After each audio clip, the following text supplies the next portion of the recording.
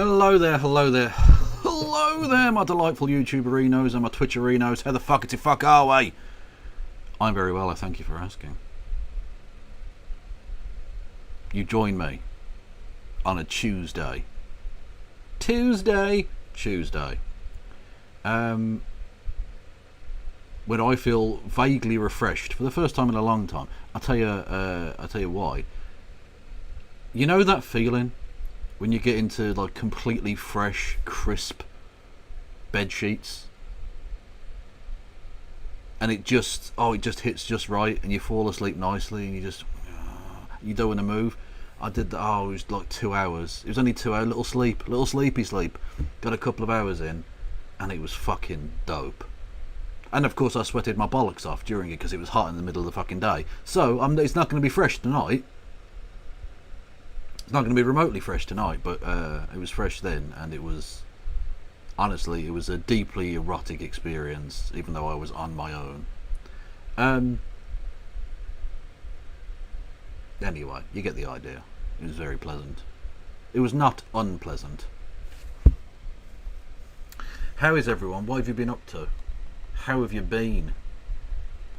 Is Kev special guest at the DNC? I am special guest at the DNC. This is true. This is why I haven't been on camera for the last few days. It's not because of the hot weather and me being a sweaty pig boy.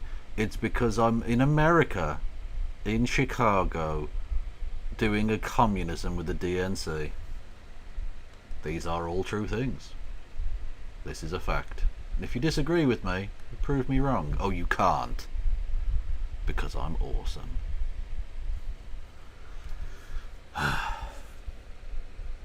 Anyway,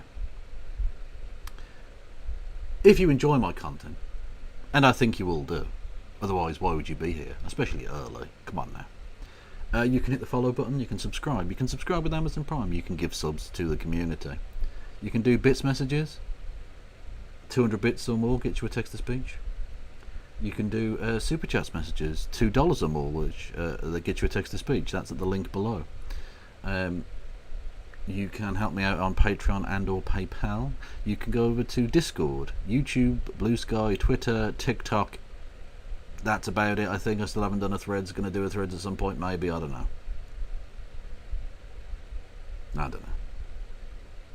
It's a kink thing listening to you. That is. I don't usually kink shame, but on this occasion, I absolutely will. Crastronomy coming in with the absolutely orgasmic 5 gifted subs. Much love to you. Absolute fucking king/queen/queen shit. I don't know how you identify on the royalty gender spectrum, but on that, you are undoubtedly top dog. Thank you very much. Yeah. Again, I will I will suck your dick. I will help you hide a body in Minecraft. You know, any of those things. Like, I don't need to know. I don't know questions, right? If you just turn up at my door with a body, I don't need to know the reasons why. You don't need to justify yourself. You don't need to tell me what happened. You just say, Kev, I've got a problem. Got a body. Can you help me out? I'll say, yeah, absolutely no problem, Crastronomy, in Minecraft, obviously. I'll get a roll of carpet and some lye, a few shovels, in the back of the van. We'll head on down to the forest and have ourselves a little shindig, with focus on the word dig, you know. And we'll sort that problem out. No the fuck am I doing?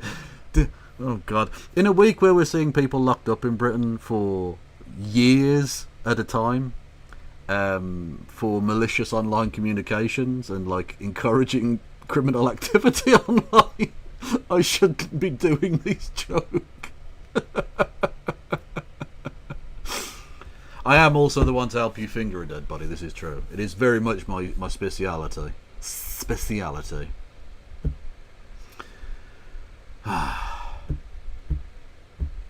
I feel reassured you've thought this through more than me. Well, this is the thing, okay? You've got to be prepared for all eventualities. If you haven't considered that possibility and it happens, what the fuck are you going to do? Start crying? Become a little snitch bitch? Because remember, they get stitches too. And, let's be honest, you have got a murderer on your doorstep. That is not the time to be angering them by calling the police. Just saying. Because then, if anything, that's being an even worse friend, because you're then doubling their problem by being the second body they have to hide. You know what? You're very selfish. Partner push 2049. It's never going to happen. It's never going to happen. I've accepted that. I think we all need to. I've stopped applying, to be honest. I just, who cares? They're just going to say no again, and I can't be bothered.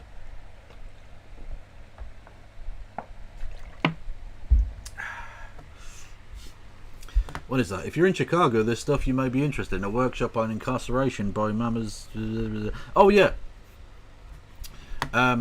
Yeah, so if you are in Chicago, I am not. That was a joke I was doing for the bit.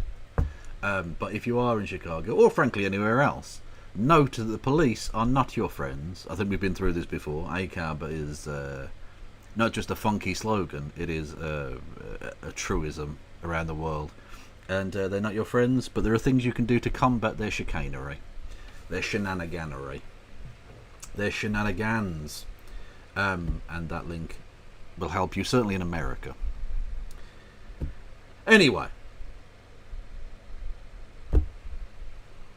before we get on to the United States, there's a couple of bits of Brit Bungarino action that I wanted to just sort of make people aware of. So I think we'll go through that first and foremost. Boom. Now, having mentioned, as I did, the imprisonments that are currently taking place for malicious communications, encouraging acts of terrorism and violence and rioting and stuff like that are currently ongoing, which is apropos of the race riots / pogrom thing that was going on here a few weeks ago. Only a couple of weeks ago. The right wing have decided to try and just speak their way out of it. Literally, one of them said that he didn't have a racist bone in his body, as he was being charged for setting a immigrant hotel on fire. Don't know about you, mate, but actions do speak rather louder than words. You can't just speak a new reality into existence. Exactly, if only they'd said Minecraft, true. So what they've done is they've taken to a form of legalese. They have reposted, in the grand right-wing tradition of the copy pasta, they have gone with this formulation. Bev Turner being a prime example, another blue checkmark fascist cunt. None of the information posted or repeated on this account is known by its author to be false, nor intended to stir racial or any hatred of, nor cause psychological or physical harm to any person or group of people, brackets, however so identified, close brackets. Which is, as pointed out there, is a bit sovereign citizen, which is not really a thing in Britain because we don't really fundamentally have rights. In America, you can at least pretend to be like, you know, the people, you know, government of the people, by the people, for the people. In Britain, it's not that. In Britain, you're not even technically a subject, you are a citizen. Sorry, you're not a citizen, you're a subject. It literally says in the opening gambit of the passport, to whom it may concern, please allow the bearer of this passport a subject of her Royal Britannic Majesty. Although I suppose new ones will print His Royal Britannic Majesty, but regardless, yeah, you are a subject. You are not a sovereign anything of the sort.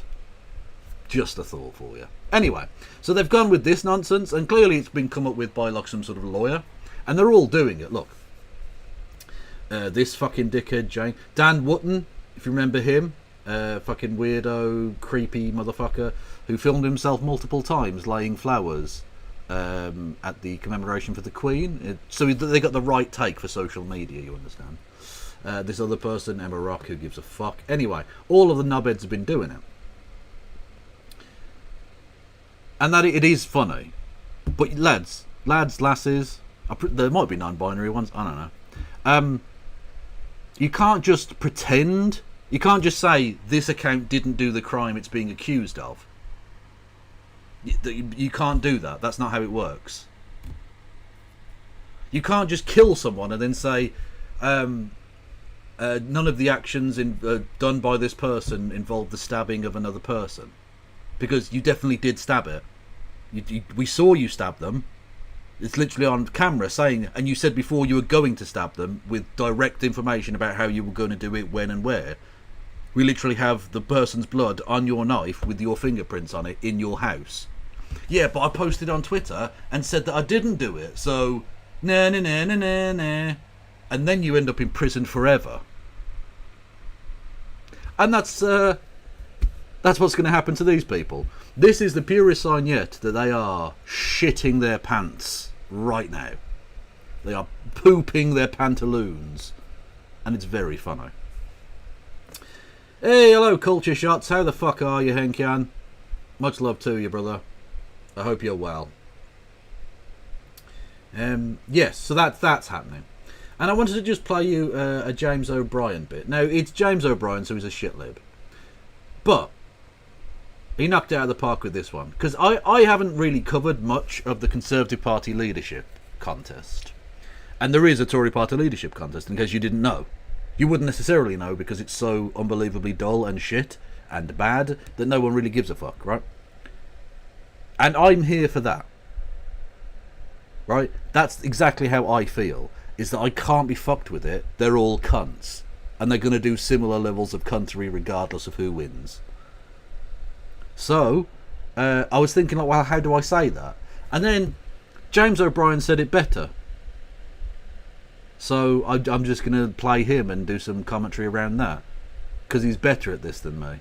You should really go and watch him instead. Except he's also a shitlib and won't criticise the Labour Party virtually ever. But, you know, we'll see. James Cleverly, Priti Patel, Kemi Badenoch, Tom Tugendhat, Honest Bob Jenrick, and Mel Stride. Those are the 6 contenders to be the next leader of the opposition. A job that is of paramount importance in the nature of British domestic politics. Desperate attempts by much of the media to inflate the importance of people who can go for decades not even getting elected, and when they do, they waltz into Parliament with a single figure number of seats. The leader of the opposition is a profoundly important figure in a functioning democracy.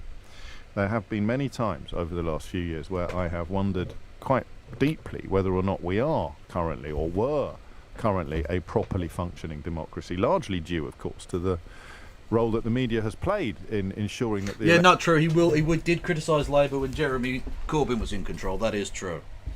He was certainly one of the people not on the Jam Man bandwagon, shall we say. In fact, I would argue he was one of the reasons that the system is so fucked up to begin with, because we had an alternative and you called it anti-Semitic, you cunts. Electorate is not informed. Can a non-informed or an uninformed or an ill-informed or a misinformed electorate truly be said to be delivering democratic decisions? I suppose 2016 is the best example. A number of people that voted for things that they were never going to get but truly believed that they were, to me at least, describes a democratic deficit, the likes of which this country has never seen before. But the leader of the opposition is a crucially important role. Literally true. Literally true. Thank you, Sozzled Snake, with 2 gifted subs. Much love to you. Been incredibly generous tonight, chat. Again, Sozzled. I don't know if you were here for the previous talk I gave about hiding bodies, but that also applies to you. That sounds quite threatening. That sounds more threatening than the first time I did it. I don't mean I'll hide your body. I mean, we together will hide... Actually, you know what? I'm going to stop myself.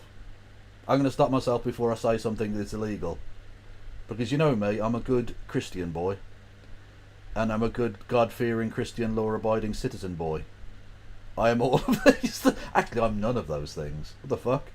I'm literally none of those things. At KFlogan1875, the post-riots for the UK right-wing has been like the US right-wing after January 6th. Delete tweets, deny responsibly, and their supports are going to jail. Yeah, exactly. You're quite right. There is an analogy there, definitely. There is a definite analogy of the right wing's violent bloodlust getting to the surface, and they go hog wild for a bit, and then they want to row back and pretend that they're doing civility politics again. No, it doesn't work that way. It's all on camera, bitches. It's not like in Tulsa. way back in the day. You can't just burn down Black Wall Street anymore because we've got fucking cameras everywhere, you cunts. So you can't go, well, you can't take all of us, so actually none of us go. No, we've got footage of all of you doing it now. You're going to prison. And thank you for the bits, Kieran, and thank you for getting us onto a hype train. We're on a hype train, mother flippers. If you want to help the hype train go choo choo, bits, subs, that burpees is a way to do the thing. Fucking hell, I am bad at this. I'm so bad at this. Thank you very much. You can do bits, messages, subs, and that will help me get onto the hype train, which I think helps algorithmically. I think it does. I don't know. Well, Sib Wolf, I'll answer your question seriously. I was a Catholic as a child. I was an altar server. Thankfully, one of the ones who wasn't raped by a priest, which is nice. If only that were a universally true story, rather than just in my case and not some others. Anywho. And given that the current government faces all manner of problems, mostly inherited, of course, but some... I love the phrase, boo Catholics. That's the most twee form of bigotry. Down with this sort of thing. Love it. Love it. if not yet, then soon to be fairly described as of their own making. The role of the leader of the opposition in particular, and the opposition in general, in holding the government to account becomes absolutely essential. And yet, I couldn't give two figs who wins this leadership battle, and Same. I do this stuff for a living. Literally same. Although, obviously, I earn a lot less. But you get the idea. Yeah, they're such empty, soulless sacks of shit. It's irrelevant. Ironically, pay attention says, I haven't kept up with the UK riots. Maybe, friend. You should look at your own username. And take heed. Anyway, I hope the social media peeps that track down every Jan 6th rioter helps track these assholes down. We don't need to. We've got our own people. If there's one thing Britain is good at, is that when it wants to, very occasionally... Stop it. Get some help. It really should stop and get some help. When it wants to, it can track down motherfuckers. And the state has an interest on this occasion in cracking down on these motherfuckers, so they are going into every nook and cranny. They are going into every little deep dark corner and getting every fucking tweet, every dumb fucking Facebook post, every angle of every CCTV camera. They are clocking every cunt and sending them down for pretty decent length of time. But, you know, in terms of the sentencing guidelines, they're not like 50 years for throwing a brick. No, look, it's within the range of what would usually be given. But they're giving them they're throwing the book at quite a few people, and rightly so. This was fucking serious shit, man. Very, very bad stuff. Thank you to Main Captain for resubscribing with Prime. 42 months. Honestly, I think I owe you 2 bodies at this point, to be honest. But there we go. And we're on level 2 of the hype train. If we get to level 3 of the hype train, I forgot to do this before we did the thing. If we get to level 3 of the hype train, I will finger the hypothetical corpse. The hypothetical corpse that Crastronomy is going to bring to my house to bury. There you go. I mean, in many respects, it's a very silly thing to do. I'm definitely leaving DNA samples by doing it. But you know what? I've made the promise now. I've made the promise. So if you get me to level 3 of the hype train, I will finger it. I'm just saying. I will do it in Minecraft. Isn't the UK the most video recorded country on earth? I believe that's true. I've certainly seen that statistic, Marcus. And by the way, hello, Marcus, our regular legal expert. I've seen that statistic put about. I don't know if it's necessarily exactly true or when it comes from, but I think we have to be one of the most surveilled. Certainly, yeah. Basically, every town centre, every street has a camera on it. Yeah, like they don't fuck around with that shit, you know. And I think to agree, I think it comes from, well, A, the officiousness of the government, which has always been a problem in Britain. And secondly, when CCTV cameras started to get quite big in like the 80s and 90s was around the time of the Troubles. And so you had like IRA people planting bombs, right? Most of which were never meant to go off and hurt anybody, but that's not the point. If you're the state looking to try and protect yourself, you want everything fucking filmed everywhere. Because you don't know where they're going to fucking do it, right? They put them in like bins, they put them in fucking post boxes, all kinds of crazy shit, right? So there was like a kind of heightened sense of tension, and that kind of surveillance technology seemed like a really useful way of tackling that issue. So they just went and put fucking cameras everywhere. Do you know what I mean? And to be fair, like, it's not that intrusive in terms of your general life. You don't really notice it after a while. It's just a thing that's there, you know? It's not nice, though. I'd prefer it weren't, you know. That is a stiff dick of poop. I would prefer if it weren't a stiff dick of poop. Can we get some ironic RIPs in chat for Coach Red Pill? Sorry, Coach Dead Pill. Lol. Thank you, Lord Freetus, for gifting us up to pay attention, yo. Much love to you. Seems like maybe you don't want me to finger this corpse, everyone. Because we're getting quite close to the end now, and we're not on level 3. And I can't help but feel a personal slight against me. Yeah, that's right, I said it. I'm not going to give you the hard sell. I can't. I genuinely can't do it. I've thought in the past about doing like a silly bit where I pretend to be like really like $5 a month, but I can't do it. It's just so fucking cringe, you know.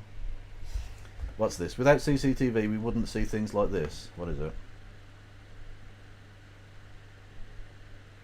What am I watching? Well, I definitely can't show this. What about that makes you think I can show that? Not non-binary. I love you, right? But you have got to be a lot more careful. You've got to be a lot more careful with that, because there's no way I can show that on stream. Because that's an act of terrorism. Now, thankfully, I know a lot about the Manchester bombing, because it happened during my lifetime. It was a big sort of thing. No one died in that. But that's not the point. In terms of service, mate, I can't play that. I know it's a historic event, but loads of things are historic, but you can't show them. ISIS beheading someone is a historic event, but you definitely can't show that on stream. I don't make the rules, okay? I'm sorry. That's just the fucking way it is, man. What's this? I can play that, but I'm definitely not playing that. Fuck you. Also, hello, Kieran. Thank you, everyone, for the hype train. Much love to you.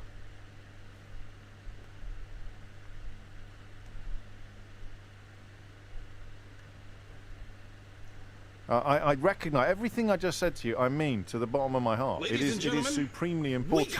But looking at that list of names, looking at the political landscape in general. Hello, Soy George. Welcome to the Evolution. History of our parliamentary democracy. I can show Benito Mazzilli upside down. That is true. And you know why that is? It's because it's fucking hilarious. I think it doesn't count if it's funny. I think that's... look, I'm not an expert on terms of service, but you can show, like, historic stuff that happened. Like, and if it's really funny, like Benito Mussolini being dead upside down. Can we get some lols in chat? Honestly, top work. I think it counts. I think it's allowed. Like, if you had a picture of, like, the Battle of Waterloo, but, you know, Napoleon had shit himself. That would be funny. You know what I mean? You could show that, even with the mangled corpses and stuff. It's like, look at his pantaloons, look at the brown streak. He's definitely crapped himself. Oh.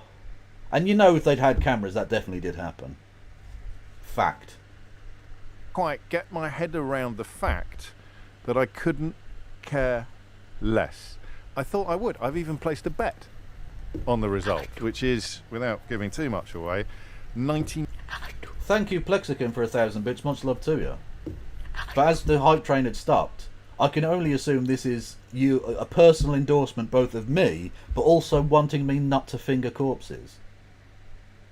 And I don't appreciate the admonishment. Not one little tiny bit. What is it, Maria? CCTV gave us this gem. Oh, that's true. This is a belter, to be fair. Hey, Ryan. Hey, Billy. That hurt. That hurt. I'm sure it did. 9.9% certain to fail. But it hasn't worked. It hasn't injected any excitement. I mean, Suella Braverman is not standing for the leadership of the Conservative Party. A politician who I feel individually embodies much of the malice and poison that has dominated right-wing politics in this country. Yeah, the UK, the police do have body cams, but they're always conveniently switched off when they're doing illegal shit. Or they malfunction when they're doing crimes. Crazy that, isn't it? Country since probably 2015, 2016. You'd think there would be a sigh of relief or an exhalation of excitement attached to the fact that somebody as toxic and as unpleasant politically as Suella Braverman has removed herself from the field, leaving, and I'll run through the list again, James Cleverly, Priti Patel, Kemi Badenoch, Tom Tugendhat, Robert Jenrick and Mel Stride. So the question that I'm building up to, as you've probably worked out for yourself by now, is why don't we care? Why don't we care? Is it a reflection of the individual inadequacies of the candidates, or Yes, it's that. It's literally that. They're absolute no marks. None of them are going to ever be Prime Minister. They're fucking shit. And they'll all do basically the same thing, regardless. They're all going to double down and triple down on the racism, the culture war shit. Like, they're just garbage. So, yeah, that's why. Thank you, Elliot. Elliot Serco with 144 bits. The title of the fourth track on the third album by System of a Down. Indeed. Indeed. or is it a symptom of a broader malaise? But we'll get to that in a minute.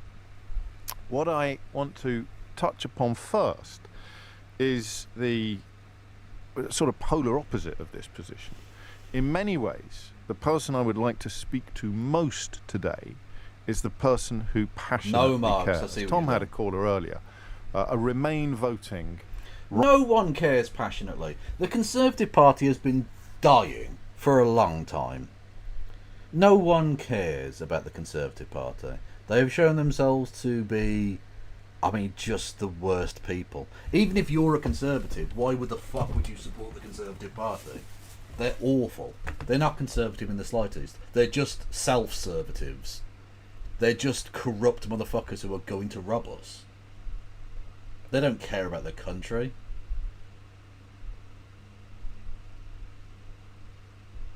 They couldn't give two fucks. Like, why would you support them ever? Ever. Right of centre, a patriot, for want of a better word. Someone who cares about the condition of the United Kingdom and therefore can't really go along with what his party, as a lifelong Conservative, has become. So I want to create a sort of off-ramp, as it were, or a... Will the leader of the opposition talk about Hannibal Lecter? No, because even the depths of depravity that our Conservative Party have plumbed would not be okay. They would still not be okay with the kind of dumb shit that Donald Trump comes out with. I mean, that comment about, like, actually, it's probably better that you get the civilian award, because those suckers in the military, they have to die to get their award. Pricks. Or words to that effect. Yeah, that would... He'd get thrown out the fucking party. You can't fucking say that shit. The fuck? That's mental. Look, you can be a sexual predator and not get kicked out of the Conservative Party, but you couldn't say that. You couldn't say it. Lane up the side of the switchboard for people who really do care. And it may be that I've got this completely wrong, and the side road will end up dominating the conversation, but my instincts are that you don't care either. And yeah, that, you know what, you make a great point. The current Labour Party is offering you a great selection of old-fashioned Conservatives. Yeah. Kind of vaguely flag-shagging, capitalist, small government knobheads. Yeah. That's literally it. Yeah, KSO, you nailed it. Perfectly, yeah. And the Tories are just... They're not even like a proper fash party. They're just shit. They're just shit in every way. I don't know how else to put it. They're just awful. I mean, really atrociously awful.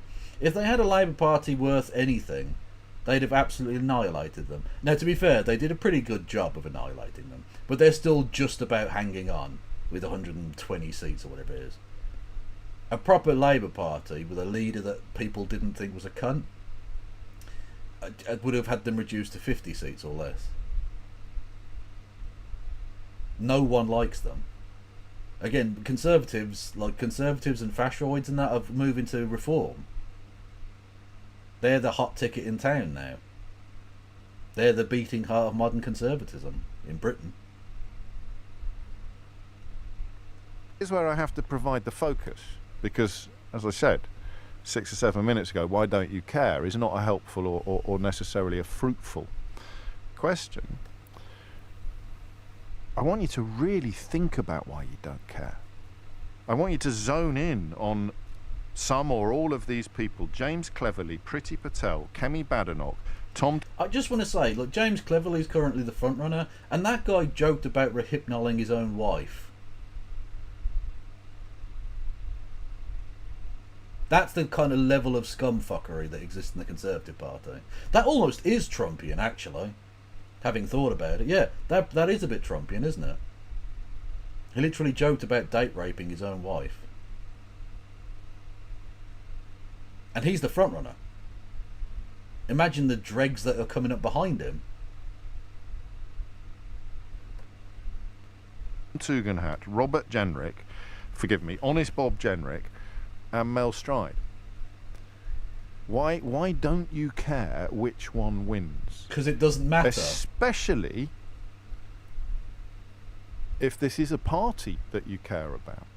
I haven't had a conversation yet about the existential threat that the Tories find themselves in, partly because they've got racist liars to the right of them and they keep seeming to tack towards the racist liars, and partly because Keir Starmer, for good or for ill, has moved the Labour Party so far to the centre and therefore to the soft right that it's hard to know what space the Tory party inhabits. Did James O'Brien just do a proper piece of analysis there? Intriguing. Is he starting his tack to, like, potentially criticise the Labour Party? Or is he actually just fine with them being on the soft right? I don't know. Moving forward. So that might be part of your analysis. And you may not have clocked it yet. The reason why I don't care, and this is why, in some ways, speaking to traditional Conservative supporters, it is important, because you may not have clocked it yet, but perhaps the reason why you don't care is because subconsciously you've arrived in a place where you don't think it matters. What are the big... Thank you, Phantom of Black. Reminding me of my classic, yeah. Every time you mention Rehypnol, I remember that you called Rouge V Rehypnol royalty. That was a joke I wrote, fuck me, nearly 10 years ago now. No, would it be that much? About 8 years ago? Thank you. I'm glad it stuck with you.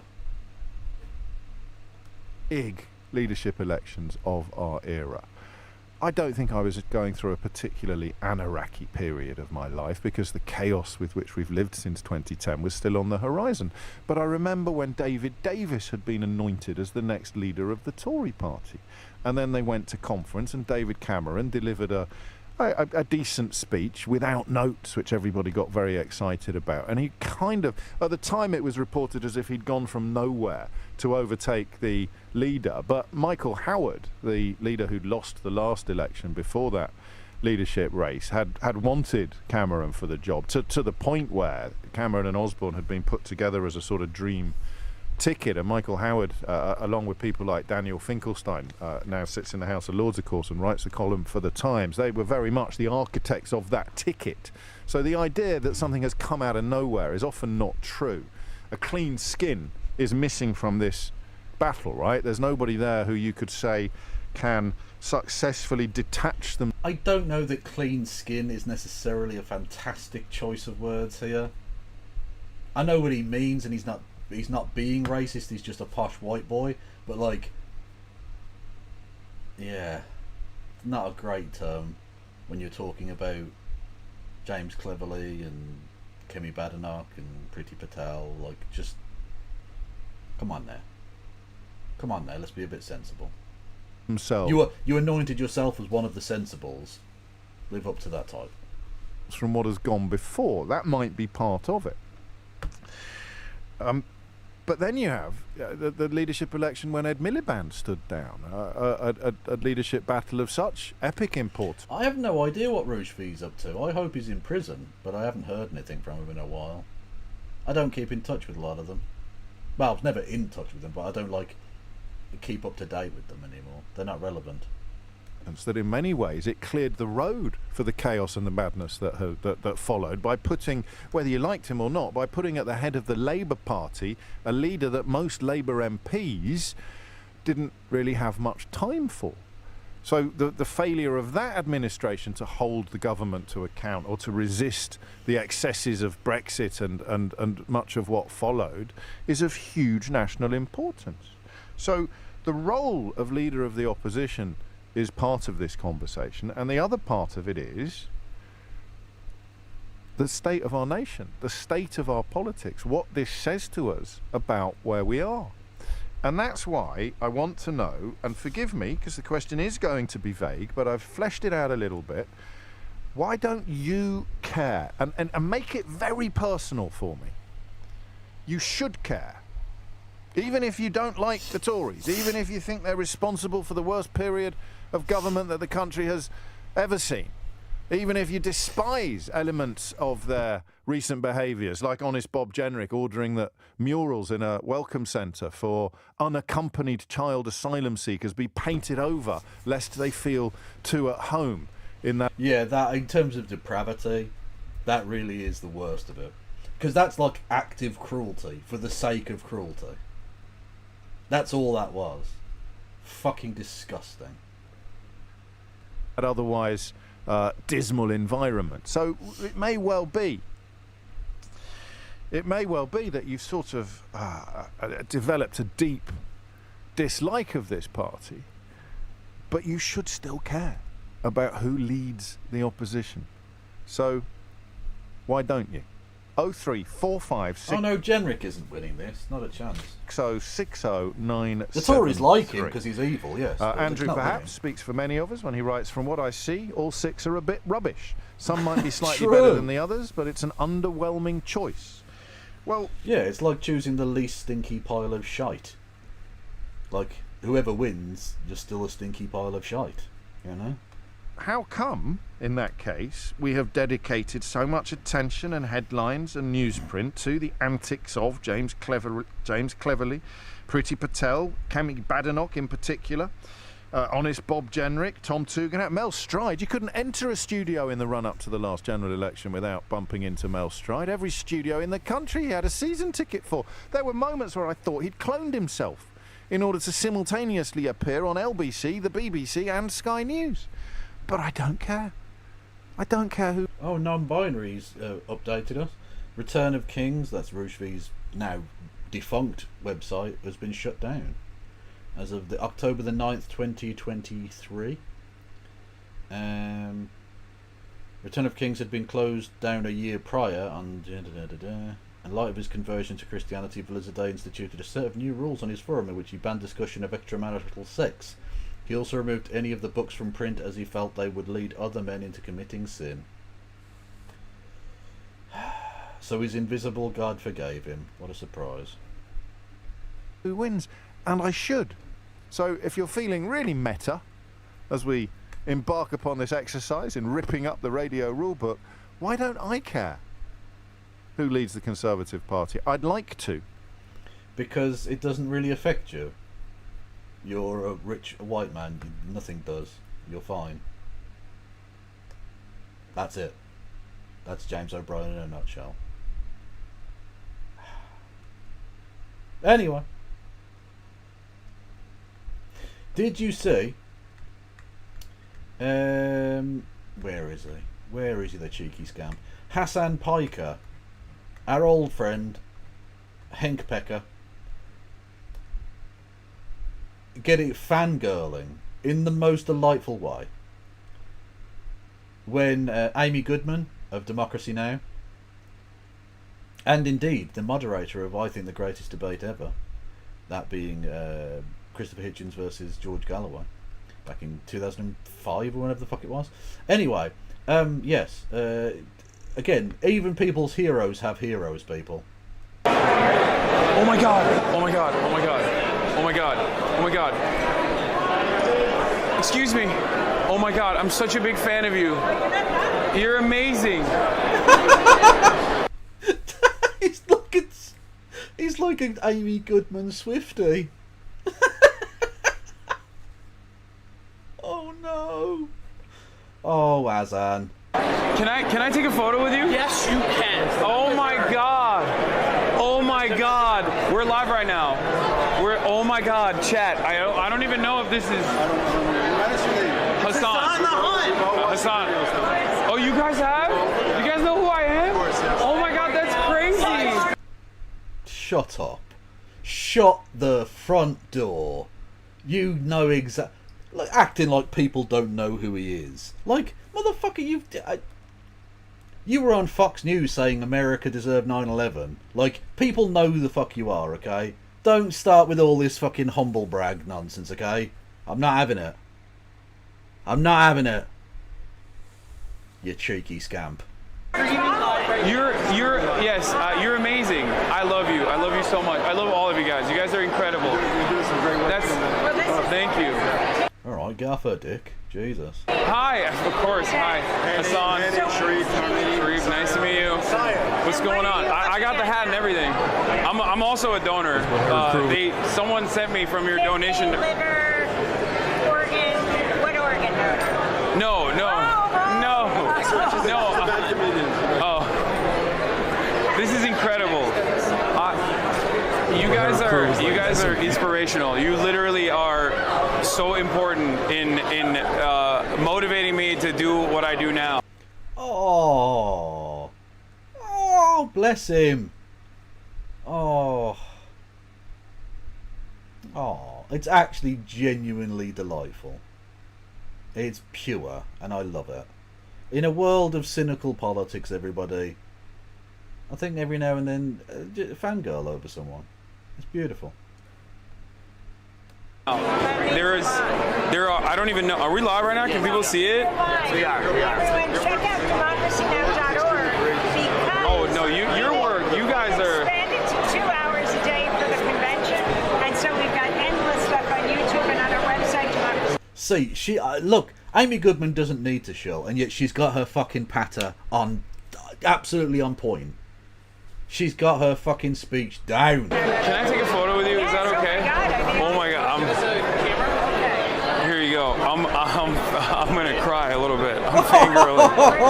Why don't you come visit us in New York? No. I want to hug him and just stroke his hair. Just be like, it's okay, brother. It's okay.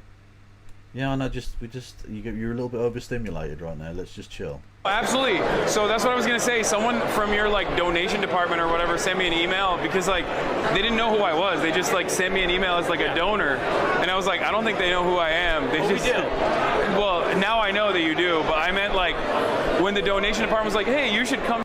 Ripshaft, you've got issues with Goodman and Hasan. What's your issues with? With both of them, I guess. What's the beef there? Check out the studio. As a big donor, I was like, no, I don't think they know who I am at all. Let's take a picture. All right. Okay. Is it okay? Can we hear? Oh, there it is. Oh, look at that! Reaching in for a little touch. I'm glad he went for the back rather than the ass. But you know what? He's a hound dog. You know he's going to try and tap it. That's just his business. That's just what he's about. He's filth. Oh, Kieran, don't worry. I've got that lined up. That's absolutely fine. Bing, bing. They have phenomenally shit takes on issues fairly regularly of the America bad or anti-American campist variety. I don't know that they do. I'm not sure that's true, but anyway. Also, he met somebody else. was like, they're like, that's a huge content creator. And she's like, oh, they tell me you're big. Not look, he's met Cenk before. They relatively well, like, you know, acquainted. Yeah. I Hasan in the really. flesh. What's up, Charlie? How you Man, doing? you gotta send me commission on all the YouTube videos you make about him. Anyway, but yeah, what were we talking about? Last time that happened, last time they were in the same fucking room, that was the famous "I live like a capitalist every single day" Cenk. The last time that triumvirate were in power. Just saying. Just saying. Also, people were flaming him like, why did you shake his hand? Why did you do that? Like, what the fuck are you expecting him to do? Go mental and start, like, attacking the guy? Like, fucking get into a fight with him and get arrested? The fuck is wrong with you people? Like, it's obviously he's gonna be, like, civil with him. They're, like, I mean, as bad as this might be to say, they're, not colleagues, they're peers. They're peers in the political commentary space. They've literally done on-stage debates at Politicon and stuff. Like, it's... Of course he's just going to shake his hand and then he says a dumb thing and he laughs at him and that's that. Like, come on now. That's silly. That's very silly. Anyway, you know who's not silly? AOC. Now, you might be thinking to yourself, Kev, why are you going to play the AOC fucking speech? For a couple of reasons. I want you to see firstly that they've even gotten her to speak here, right? That they've even invited her and they're putting her as not a central figure, but like an important figure on this one, right? This is actually quite important in terms of what it says about the future of the Democratic Party. I genuinely think that Bernie Sanders and AOC have played this game spectacularly well. I think this is a genuinely sort of textbook, picture perfect almost, example of entryism. And I don't say that in a bad way. I think that's a good thing. I think the left have been trying and failing at politics for a while now in America. This is genuinely positive. We've got Bernie Sanders as the chair of the Financial Services Committee, or whatever the fuck it was called. We've got AOC being embraced by the Kamala campaign, and I am going to continue to call it Kamala from now on, for the next fucking 4 years. Get used to it. Anyway, Kamala has Stop it. pulled her in. Get some help. Maybe I should. Has pulled her into this campaign, which says a lot about the way in which they're able to embrace parts of the left and about the kind of political direction they maybe want to go in a little bit. Now, again, they're not going to become revolutionary socialists or anything like that, but we don't need them to be. We just need them to move in the right direction, and then from there you're able to move them a little bit further and further and further. That's how the Republican Party has gone so far to the left, right. They've gone so far to the right because they kept just moving them to the right gradually and gradually, to the point where you could have a former Republican president and current Republican candidate having white supremacists, having fucking Holocaust deniers around for tea, and that not hurting his campaign at all. You move them gradually. You say, fuck this noise, you move them gradually away. And you saw that with Kamala choosing Walz over Shapiro, because Shapiro was the right-wing choice, regardless of how Cenk said he was the progressive choice. That's fucking absurd. Walz was always like the most left-wing of the options, and she went with him. She's embraced AOC. I think this is really good mood music, and like I say, a really good example of the kind of softer left doing entryism and moving the party in the right direction. Especially when you're fighting against Trump, who's such an awful piece of shit that you can get away with moving them a little bit to the left and it won't really hurt you, because no one's going to say, well, they've moved a tiny bit to the left, so I'm going to vote for the fascist instead. No, of course not. So let's just take a look at the reaction she gets, because this was not the reaction that AOC always got within the Democratic Party. She wasn't given the kind of centre stage, and now she is. Thank you, Chicago, for your energy. Thank you, Kamala Harris and Tim Walz, for your vision.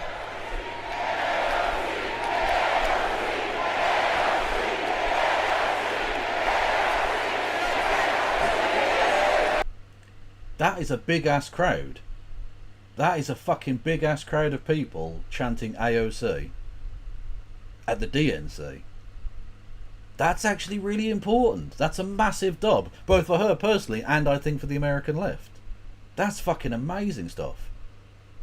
Remember how she was treated by the DNC and by the Democratic establishment when she first got into Congress? She was essentially shit on and left to the side, and she played the long game and she stuck with it. And now she's becoming something in the DNC. I'm not saying she's going to become a presidential candidate or anything like that, but she's becoming something within the DNC. And she's still pretty progressive. I'm not saying she hasn't had to do a little bit of curtailment on some of the things, but she's, you know, by and large, pretty progressive, and she's being accepted into the fold. That's amazing. Also, I want you to just notice the difference between the way in which American political conferences and British conferences go. Like, even when the leader of the party in Britain is giving the speech, it's like dead silent and most of the people are asleep, and it's in a small, I say smallish room, right? It's low-key, boring shit. Whereas in America, it's like razzmatazz. Let's fill a stadium with motherfuckers and put lights on it and everything. Like, fucking mad shit. Like, it's on a different plane of existence. America does entertainment. It doesn't do politics. It does entertainment. Like, you know that storyline they had where Trump got shot and everyone just forgot about it instantly? Mad. Mad. Thank you. Thank you. Thank you. Thank you, Chicago, for your energy. Thank you, Kamala Harris and Tim Kamala Walz, for your vision. And thank you, Joe Biden, for your leadership. Thank you, Joe Biden, for fucking off out of the way. You dead fucking corpse bitch. You fucking zombie motherfucker. Imagine Keir Starmer giving a speech at Wembley. True, imagine that. Imagine Keir Starmer trying to do anything entertainingly. At all. 2-tier Keir couldn't fill 1 tier of a stadium. Thank you. Oh no, here we go for resubscribing. 6 months, much love. Thank you, Elliot Warmer with bits. Much love to you all.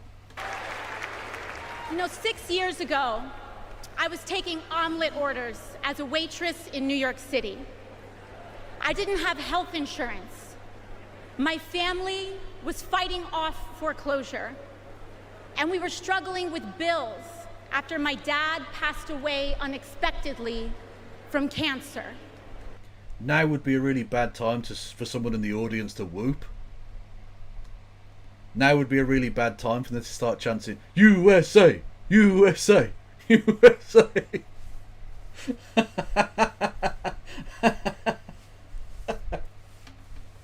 It is America though, so you never know. Like millions of Americans, we were just looking for an honest shake. And we were tired. Do you mean a shake like a Middle Eastern shake? I don't think so. Of a cynical politics that seemed blind to the realities of working people.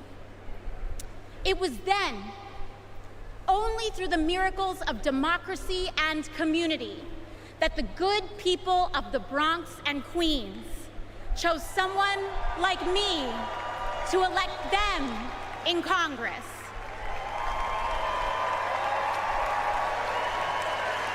And America, in my heart, I I know from that same cloth of hope and aspiration, we will also elect Kamala Harris and Tim Walz as President and Vice President of the United States of America.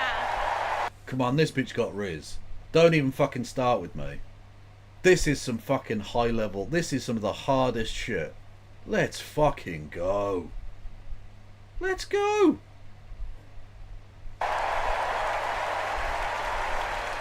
I am here tonight because America has before us a rare and precious opportunity.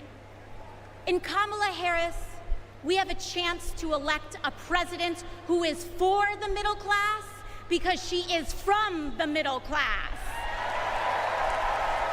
She understands the urgency of rent checks and groceries and prescriptions. She is as committed to our reproductive and civil rights as she is to taking on corporate greed. Let's go. Let's go. And she is working tirelessly to secure a ceasefire in Gaza and bringing hostages home. Look at this motherfucker just texting. Like, put your phone down.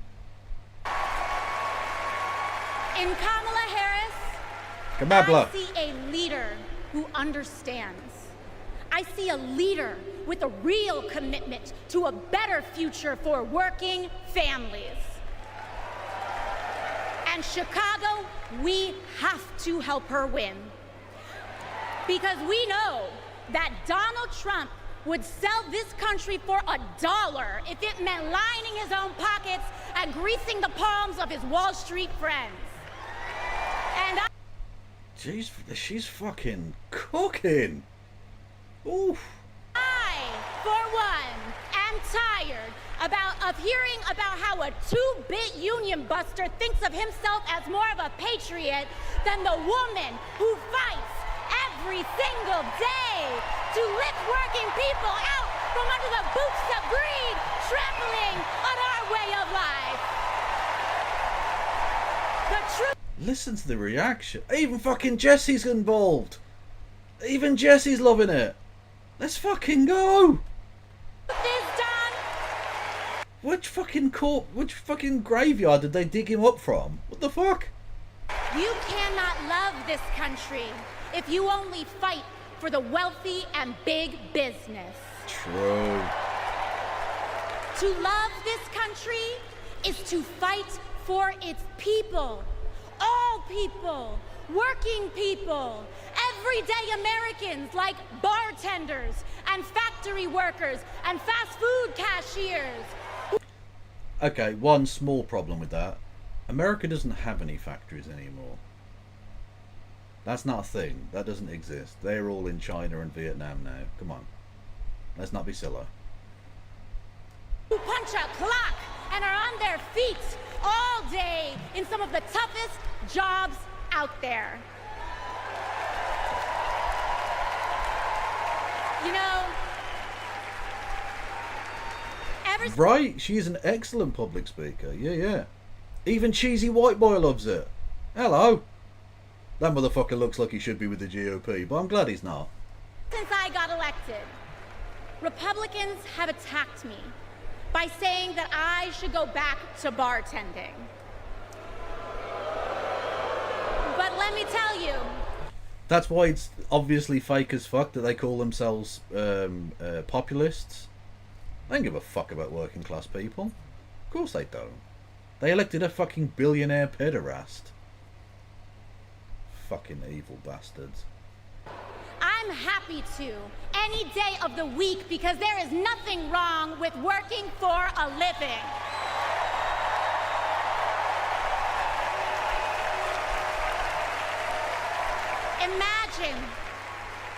Imagine having leaders in the White House who understand that. Leaders like Kamala and Tim. Woo! But Chicago, just because... I was just joking about the manufacturing. I know there are some factories. I was being silly. Because the choice is clear to us does not mean that... They even had a posh woman doing the fake clicking thing instead of instead of clapping. Look, watch in the very front row. Just because the choice is clear to us Doing the clicking thing. Amazing. does not mean that the path will be easy. Over the next 78 days, we will have to pour every ounce, every minute, every moment into making history on November 5th. But we cannot send Kamala and Tim to the White House alone. Together, we must also elect strong Democratic majorities in the House and in the Senate so that we can deliver on an ambitious agenda for the people. Let's fucking go. Because of you. She is fucking nailing this shit. And that's the beautiful thing. They've done the entryism, they've got into good positions, they've begun to subtly change policy, and now they're given the centre stage. It's important you don't fuck it up. It's important you don't go out there and act like a prick and speak fucking crazily and say dumb shit. She's out there fucking cooking. This is perfect. It's such a good thing. Is finger snapping instead of clapping a thing? Yeah, it's a thing that like fucking posh people do, isn't it? Or like kind of yuppie people, I think. That's the only people I've ever seen do it are like very like upper middle class people. Like suburban moms and shit. Are a working parent trying to afford rent and childcare? Kamala is for you. If you are a senior who had to go back to work because your retirement didn't stretch far enough, Kamala is for you. If you're an immigrant family just starting your American story, Kamala is for you. America, when we knock on our neighbor's door, organize our communities, and elect Kamala Harris to the presidency on November 5th, Kamala. we will send a loud message that the people of this nation will not go back. We choose a new path and open the door to a new day, one that is for the people and by the people. Thank you. Thank you very much. God bless. God bless you all. 10 out of 10. 10 out of 10. No notes. Absolutely zero notes necessary. Fucking love it. Here's hoping that social democracy becomes a distinct part of the US zeitgeist. At the very least, social democracy. Yeah, exactly. That's the thing. It can be. It can become a thing.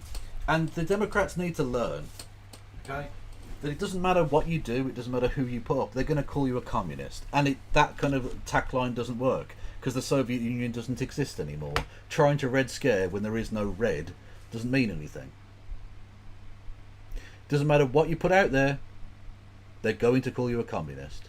So you might as well actually give your base some of the stuff they want.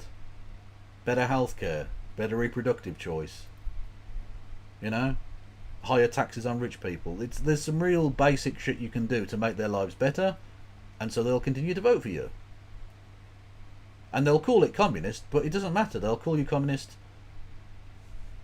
regardless of what you do. They call Joe Biden a communist, which is just so fucking silly. God damn. Anyway, talking of Kamala, she made a surprise appearance. They usually wait till the last day to bring out the main candidate person, but she had a little wander out there just to have a little word with peeps. It was nice.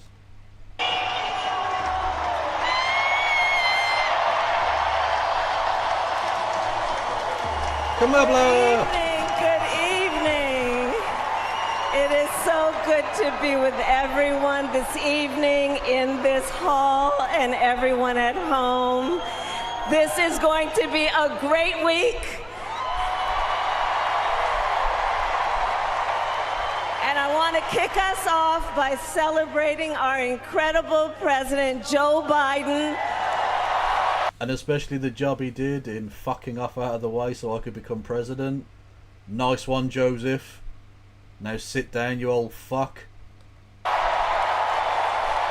Who will will be speaking later tonight. Joe, thank you for your historic leadership, for your lifetime And when she says historic, she means he's very old. of service to our nation. Joe Biden is historic. That is true. In the same way that the fucking pyramids are, you know? And for all you will continue to do, we are forever grateful to you. Why are they showing these? That's not Joe Biden. I mean, it is an old white dude, but that's not the point. That's Jill Biden.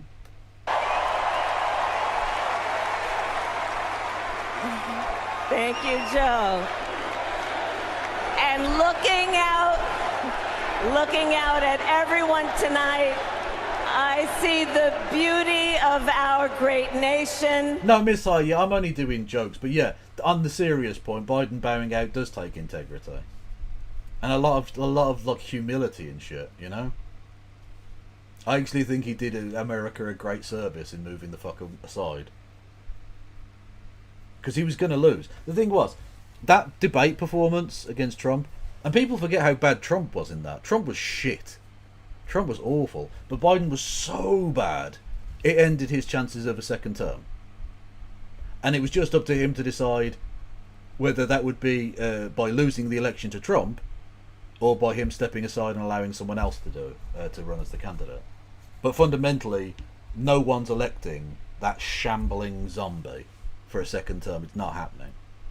And that's the annoying thing. It let Trump off the hook, because Trump was shit in that. Trump was terrible. They both like shambled out there like it was a fucking zombie apocalypse situation. And muttered and stuttered, and again in Biden's case he's got a genuine problem with that, but he wasn't helped by the fact that he looked like he was dead, and he looked like he was going to fall asleep. He couldn't finish sentences. He forgot stuff all the time. Literally the point where Trump just says, "I'm not sure what the hell he just said" at the end of that sentence.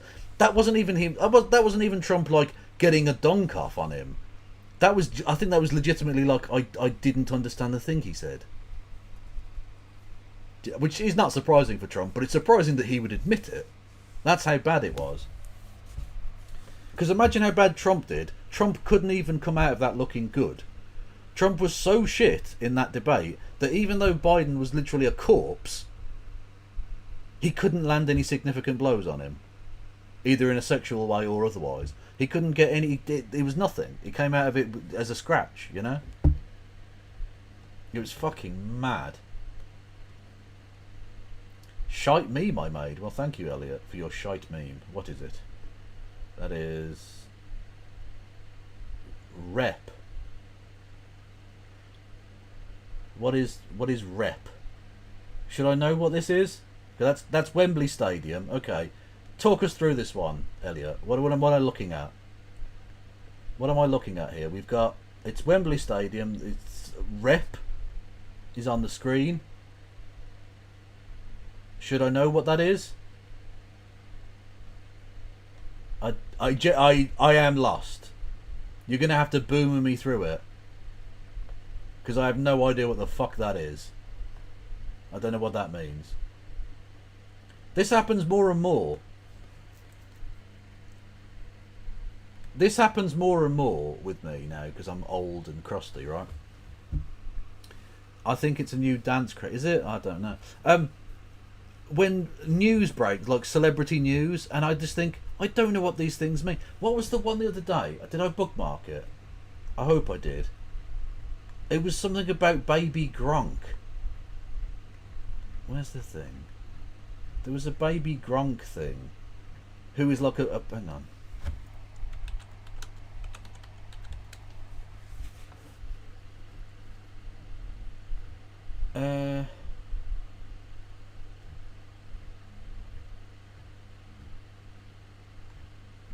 There was like a tweet or something, and I forget what it was, and I just didn't understand. I have no idea.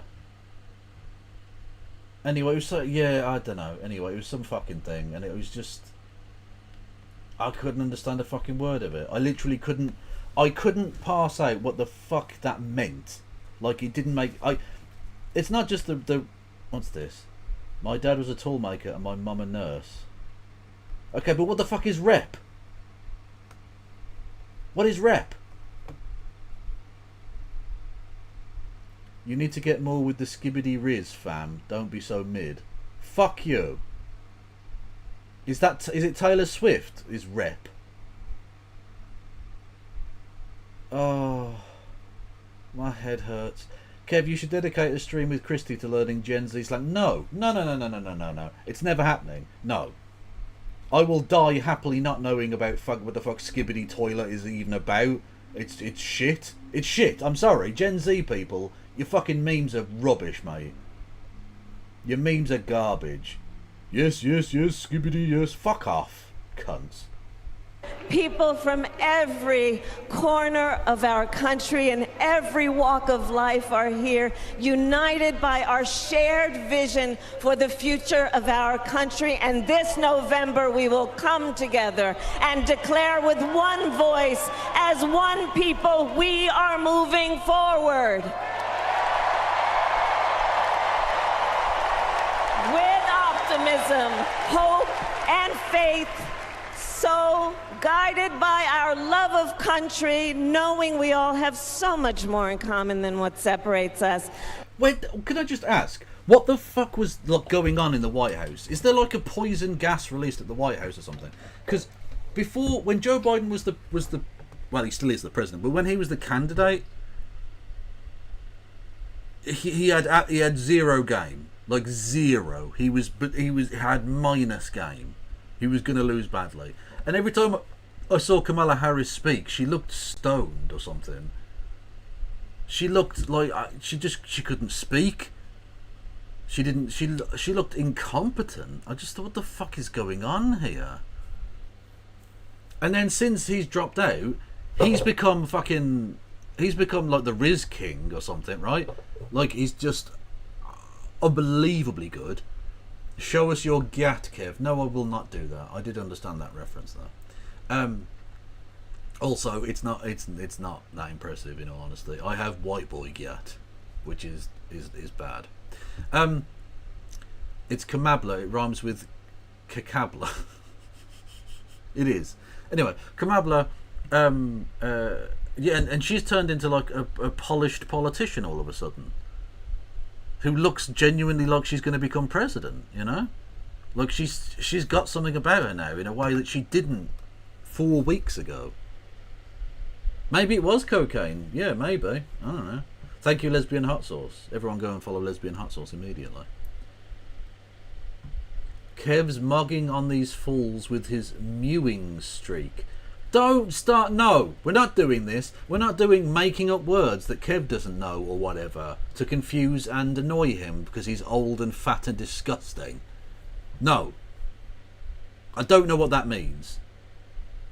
Mugging, is that a cat reference?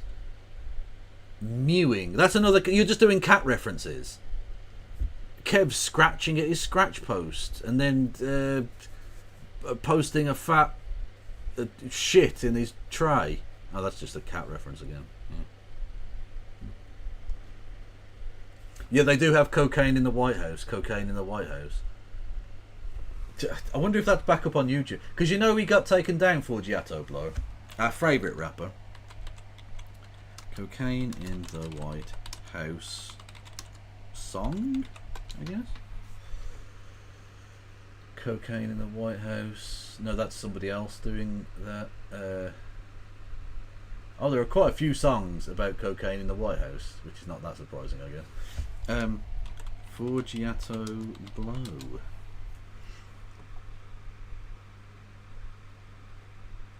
Cocaine, I guess. I don't know.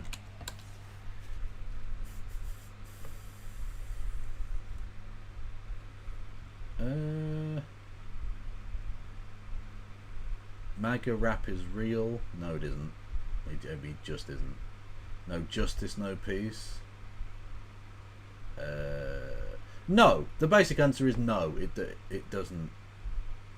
They've got the MTG song back up.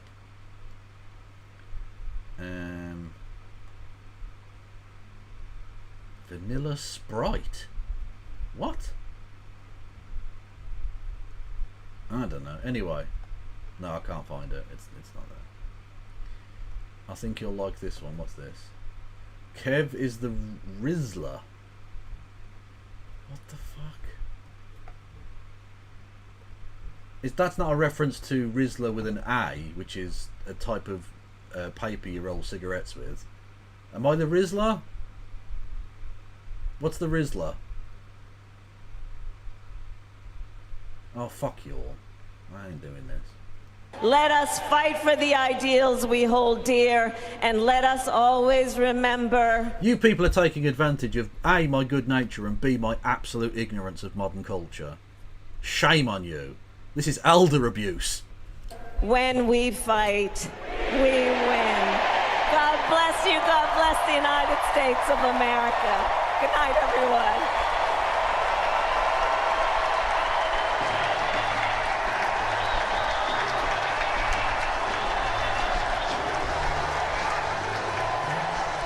Well, the tens of thousands inside the United Center here jump to their feet, excited to see their nominee, Kamala Harris, the Vice President of the United States. A surprise tonight as she took the stage and said, when we fight, we win. Let's go now to the convention floor with senior White House and political correspondent. I don't give a fuck about any of this. Shut up.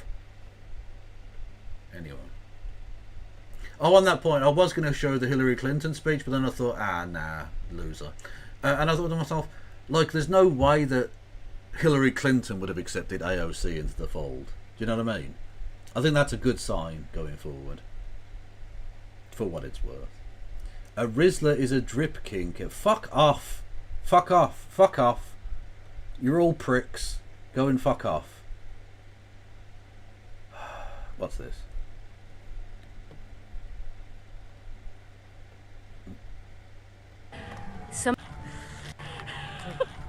Okay, no one's here. Somebody modelled a vagina on a dinosaur. I need to show you this. Let's go. Can you see this? Please tell me you can see this. Tyrannosaurus minge. Someone's job was to make The dinosaur. Let's go. Dinosaur vagina.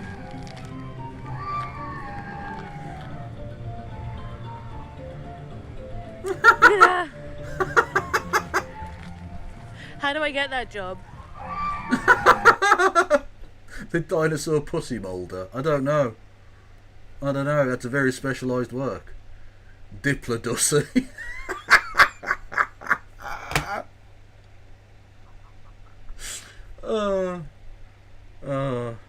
Anyway, talking of dinosaurs, Joe Biden.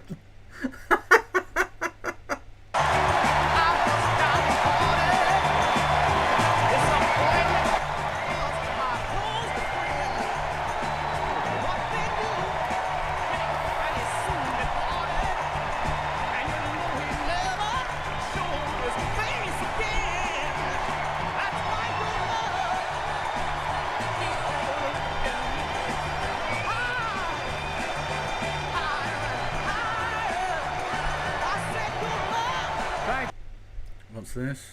Hang on. Also, that's definitely going to get me fucking DMCA'd, isn't it? On her first day in court, Kamala said 5 words that still guide her. Kamala Harris, for the people. That is something that... I'm not having Kamala and Harris as words, okay? Those are proper nouns, and they would not be accepted in Scrabble, so I'm not having them. Those are 3. That's a name in 3 words. You've let yourself down. Loser! Donald Trump will never understand. So it is no surprise, is it, that he is lying about Kamala's record. He's mocking her name and her laugh. Sounds familiar. But we have him on the run now. So Pokemon run to the polls.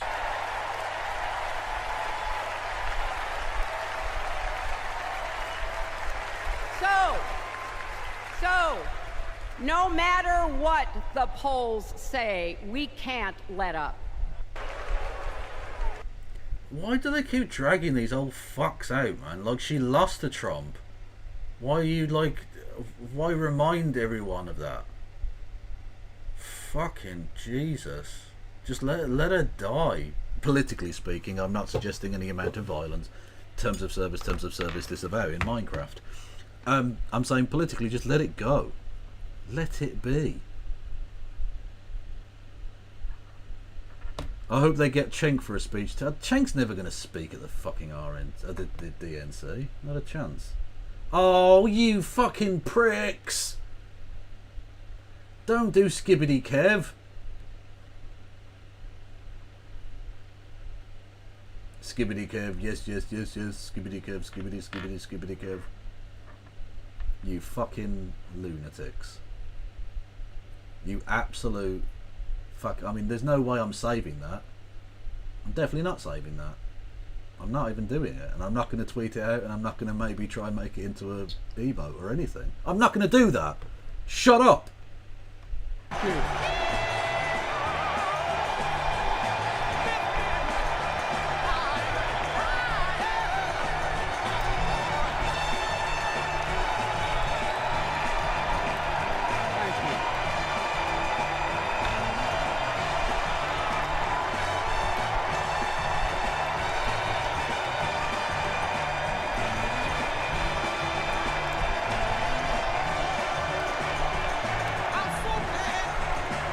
Thank you.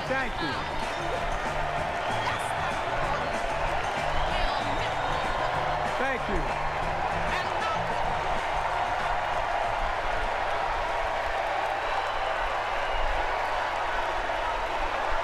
Two times speed. I'm not 2 times speeding it.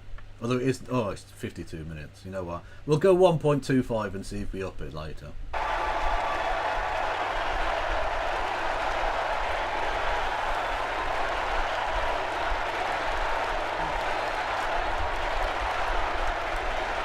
Thank you.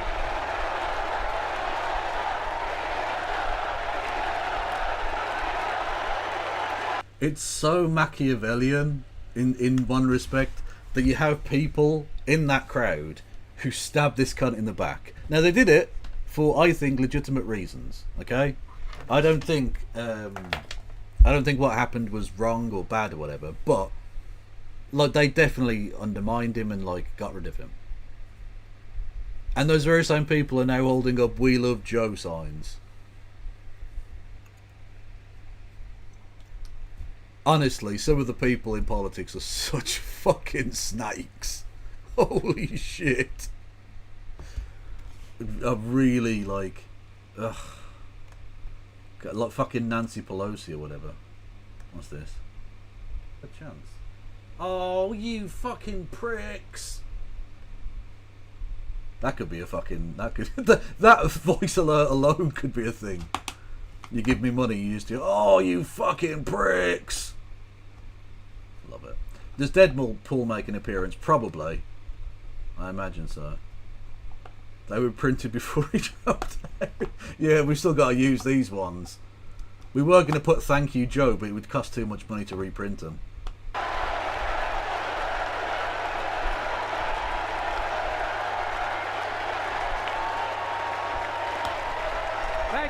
Thank you.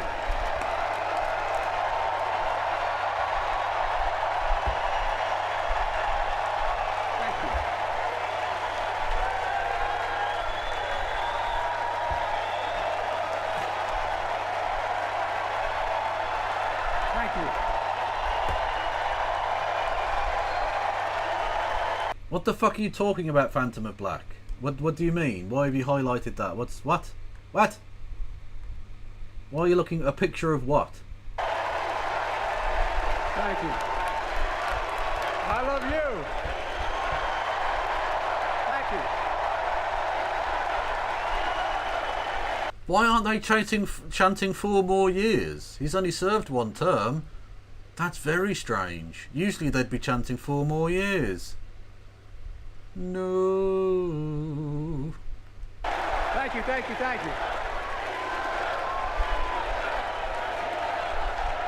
Look at her. Slithering snake. Honestly, she's still the power behind the throne, man. She's still absolutely... Look, this would be the point at which I'd make a reference to Game of Thrones if I knew anything about it. Oh, she's like such and such Lannister or something, but I don't know what any of those things are, so I won't. My daughter!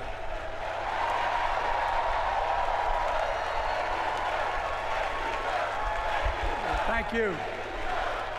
Phantom of Black, is that true? I mean, I can't show it on screen, but I definitely want to. In my hometown, there is a big statue of a guy on horseback, and someone bothered to mould the horse's cock on the statue. Yes. We need more public displays of horse penises in statues. I've always said this.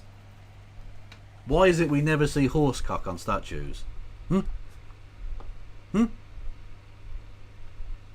Crazy. The album is empty. What? It says your album is empty, Elliot. I don't know what you're talking about, mate.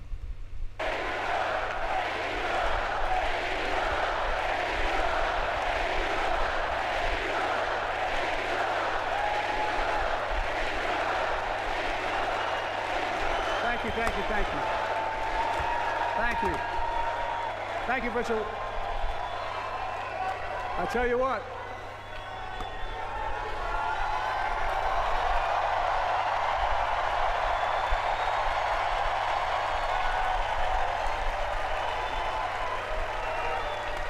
To my dearest daughter Ashley, God love you, you're incredible. Thank you for that introduction and for being my courageous heart, along with Hunter and our entire family. And especially... I mentioned Hunter. Talking of horse cocks, eh? Oof. Probably got back problems, the lad. Rock, Jill. For as those of you who know us, she still leaves me both breathless and speechless. Everybody knows her. I love her more than she loves me. She walks down the stairs and I still get that going boom, boom, boom, boom. You all will know me. No, I'm not kidding. Let's give a special round of applause to our First Lady, Jill Biden.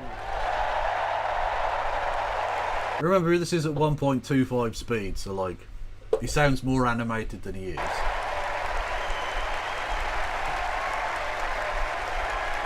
My dad.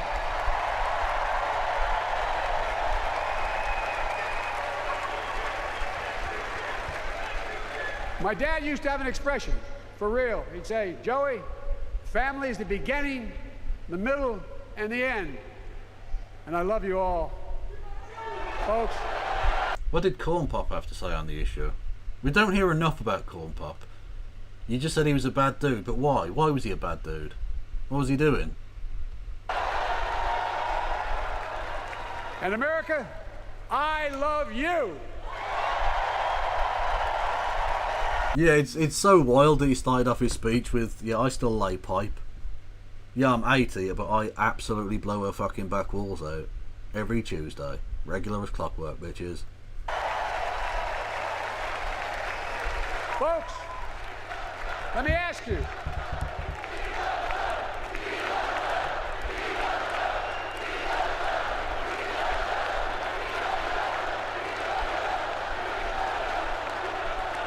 Let me ask you. Are you ready to vote for freedom? Yeah!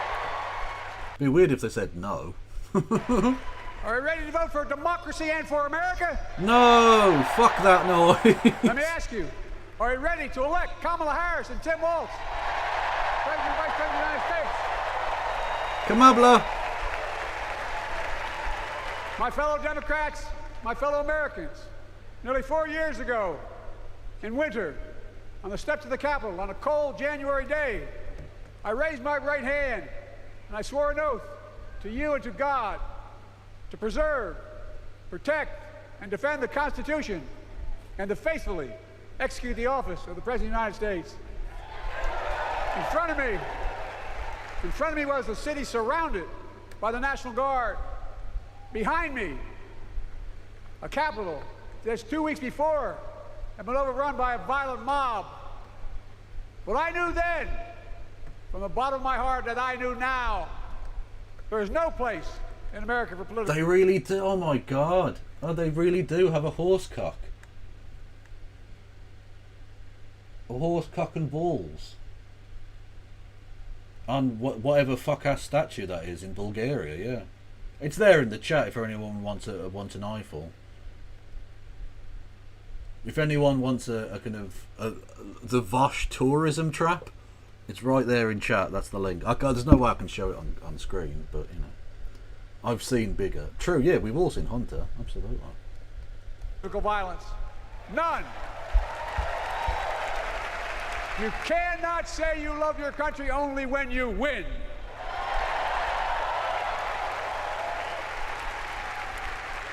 In that moment, I wasn't looking to the past. I was looking to the future.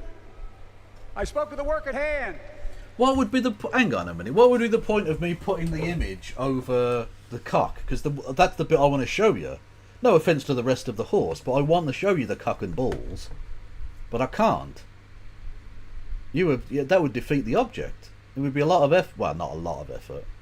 God, that's the thing. Being like a part-time streamer or whatever, because I don't work that hard, things feel much more like they're hard work, when they're just so not. They're just so unbelievably not hard at all.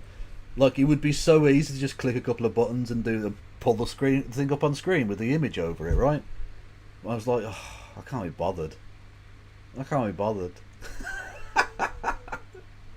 I used to fucking like paint houses and shit, you know? That was hard work. The moment we had to... I didn't do it for very long, but after my uni days I had to take whatever I could get, you know. meet. It was, as I told you then, a winter of peril and possibility. Of peril and possibility. We're in the grip of a once-in-a-century pandemic, historic joblessness, a call for racial justice long overdue, clear and present threats to our very democracy. Thank you. What's that? What are they saying?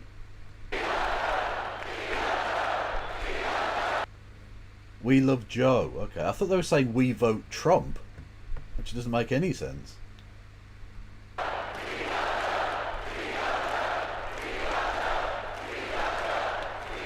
yet I believe then, and I believe now, that progress was and is possible. Justice is achievable.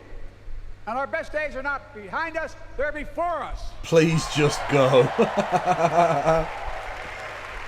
Now it's summer. The winter has passed. And with a grateful heart, I stand before you now on this August night to report that I like coffee too, but I can be normal about it. Is a lovely joke. Thank you. democracy has prevailed. Democracy. Sully, shut up. Shut up and that. Democracy has delivered. And now democracy must be preserved.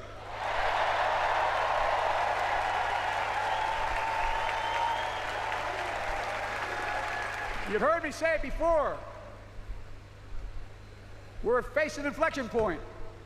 One of those rare moments in history when the decisions we make now will determine the fate of our nation and the world for decades to come. That's not hyperbole, I mean it literally.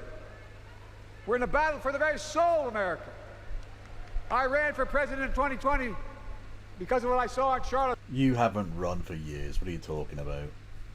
You jogged for this candidate. In August of 2017, extremists coming out of the woods, carrying torches, their veins bulging from their necks, carrying Nazi swastikas, and chanting the same exact anti-Semitic bile that was heard in So you just call everyone you don't like a Nazi just because they were literally carrying swastikas, singing Jews will not replace us. You just, all you leftoids, just scream everyone's a Nazi, don't you? Germany in the early 30s. Neo-Nazis, white supremacists, the Ku Klux Klan. And that's just the So GOP. emboldened by a president then in the White House that they saw as an ally. They didn't even bother to wear their hoods. Hate was on the Oh, march in nice. America. That's a nice line. They didn't even bother to wear their hoods. Ooh, spicy. old ghosts in new garments, Ooh. stirring up the oldest divisions, stoking the oldest fears, giving oxygen to the oldest forces that they long sought to tear apart America. In the process, a young woman was killed. When I contacted her mother, I asked about what happened. She told me. When the president was asked what he thought had happened, Donald Trump said, and I quote, "There are very fine people on both sides. My God." That's what he said. That is what he... It's like a pantomime crowd. It's amazing. I mean, they react correctly, but like it's still... It's very ostentatious. He said and what he meant. That's when I realized, had to listen to the admonition of my dead son, I could not stay on the sidelines. So I ran. Because I had no intention of running again. I just lost part of my soul. No, that's what I mean. Like, yeah, when I said it was spicy, because they were doing a KKK reference, yeah. I assumed everyone got that. But I ran with a deep conviction. In America, I know and believe in an America where honesty, dignity, decency still matter. An America where everyone has a fair shot and hate has no safe harbor. That assassin had a fair shot at Trump and he fucking missed. Jesus.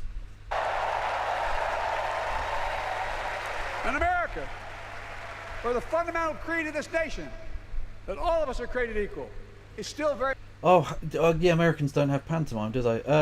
Pantomime is a very odd thing. It's like it's a theatre production. It's unbelievably camp. It is often involves cross-dressing and stuff, and it's usually like one of a few different stories. So they'll take like Aladdin and do that story, or there's like the Jolly Green Giant fucking Jack and the Giant Beanstalk, or Cinderella, or one of these stories, right? And they get struggling actors who can't find work in real stuff to play them. They're usually on at Christmas, and they're like campy, good fun for the family. And the audience have to like, the audience are over the top because it's like audience engagement. So they'll say, "I can't see where the guy is. He's behind you.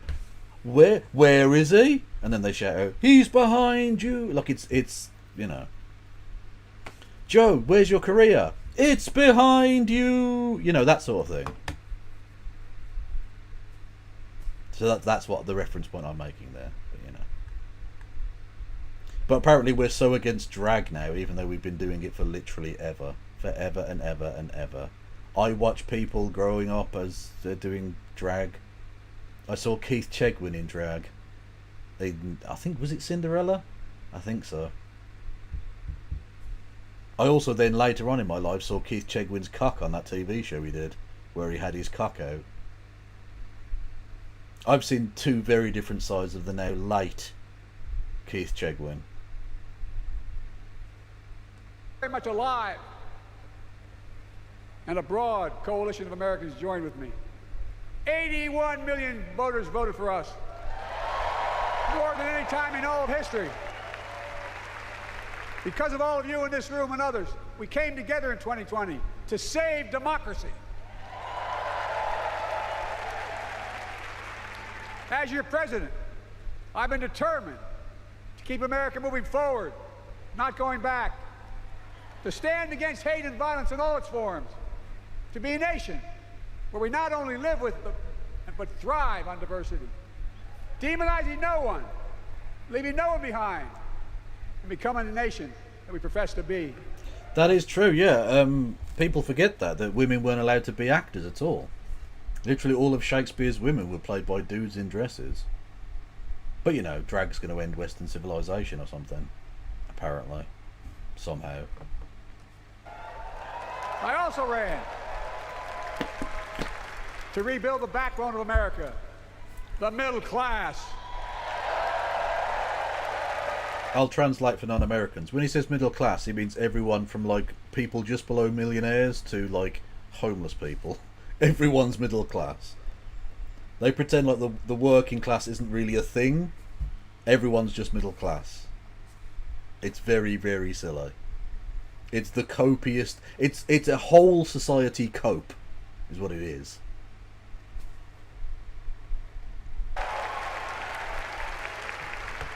I made a commitment to you that I'd be a president for all Americans, whether you voted for me or not. We have done that.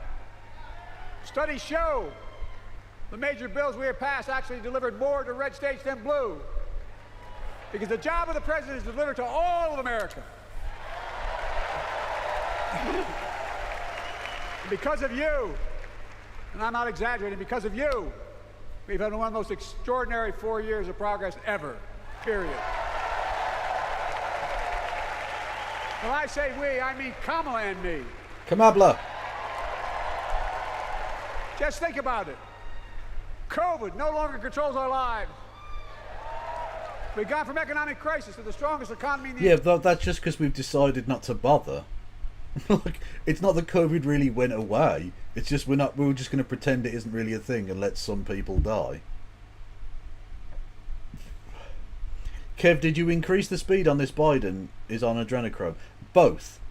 I did speed him up to 1.25, but he is almost certainly on adrenochrome as well. Because you know, they're so into the adrenochrome.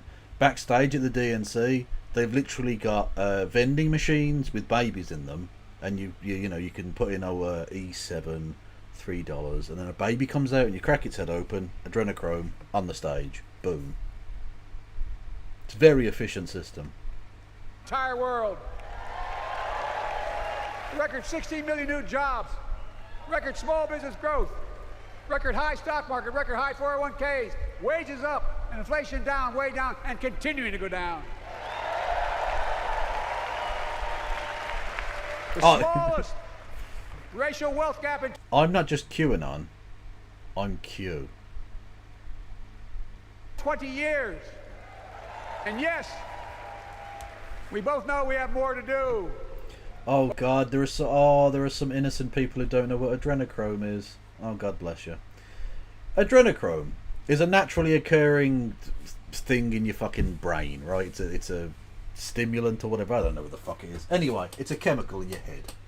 And there was a theory that QAnon put out. You're not just Q, you're a QT. Well, thank you, Orion. That's very kind of you to say.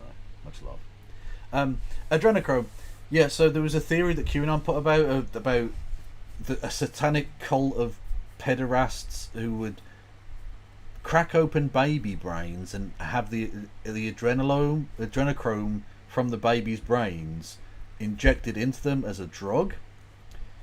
Couple of problems with this.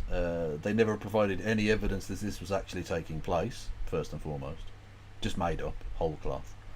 Secondly, we can synthesize adrenochrome.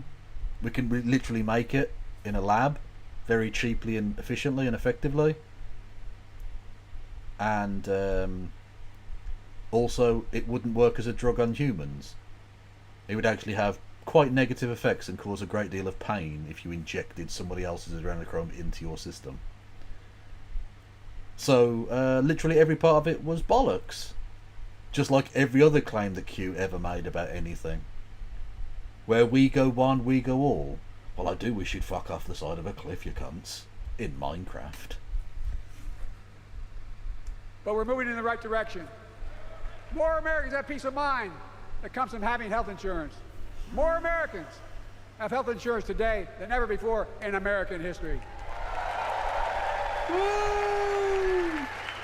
And after, as a young senator beginning to fight for 50 years to give Medicare the power to negotiate lower prescription drug prices, we finally beat Big Pharma.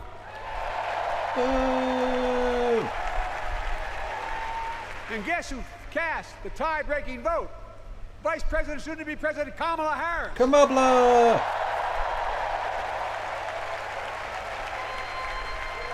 And now it's the law of the land. Instead of paying $400 a month for insulin, seniors with diabetes will pay $35 a month. The law we passed already includes, starting in January, every senior's total prescription cost can be capped at $2,000 no matter how expensive the drugs they have. Oh, where did they get the name from? Oh, okay. Q was the name of the account that used to post on, was it 4chan, I think? That would be like they're called Q drops, and they would give like cryptic information about stuff that was going to happen that then never happened. But anyway, Q was the name of the account of the person, and they were anonymous. They were an anonymous account. They never revealed who they were, although we do basically know who it was now. So Q Anonymous, QAnon became like the name of the movement, for want of a better phrase.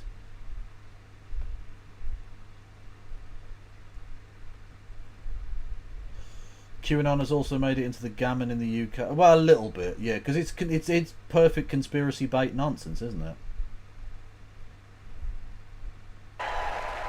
And what we don't focus on, and our Republican friends don't seem to understand, our reforms don't just save seniors money, they save the American taxpayers money. You know what we just passed saved? It saved $160 billion over the next decade. That's not hyperbole. It's because Medicare no longer has to pay those exorbitant prices to the big pharma. But look, thank you, Kamala, too. Look. Is she saying they're saying Yankees suck? I mean, I agree, but you know, seems a bit odd. Folks, how can we have the strongest economy in the world without the best infrastructure in the world? Donald Trump promised Infrastructure Week every week for 4 years, and he never built a damn thing.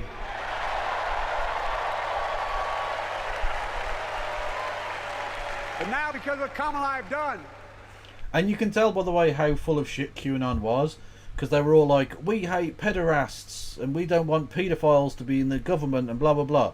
And they all got lockstep behind Donald Trump, a man who is a pedophile. A man who was literally friends with Ghislaine Maxwell and Jeffrey Epstein. Close personal friends for decades. He literally joked that he liked girls younger than the young girls that Jeffrey Epstein liked. He wanted to fuck his own child.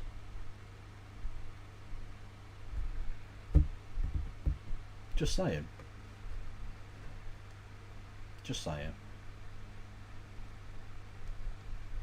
Remember, we were told we couldn't get it done. Remember when we came into office, we couldn't get anything passed? But right now, we're giving America an infrastructure decade, not week. We're modernizing our roads, our bridges, our ports, our airports, our trains, our buses. We're removing every lead pipe from schools and homes so every child can drink clean water.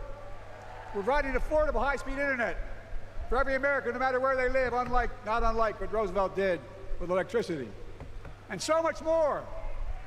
Which Roosevelt, dickhead? We are uniting the country. Don't fucking... people who heckle and shout out are really annoying cunts. Just chill the fuck out, yeah? Just chill. Like, it's not as bad as when they do it at fucking comedy gigs or whatever, but come on now. Oh yeah, we know all about... I've mentioned this before, yeah. Donald Trump is literally using a former plane of Jeffrey Epstein, yeah. What a surprise. Because he's a creepy cunt. We're growing our economy. We're improving our quality of life. And we're building a better America. America. Because that's who we are. How can we be the strongest nation in the world? No, Vogel. Vogel. No. Just like your name, you want me to pronounce it Fogel, but it's clearly Vogel, right?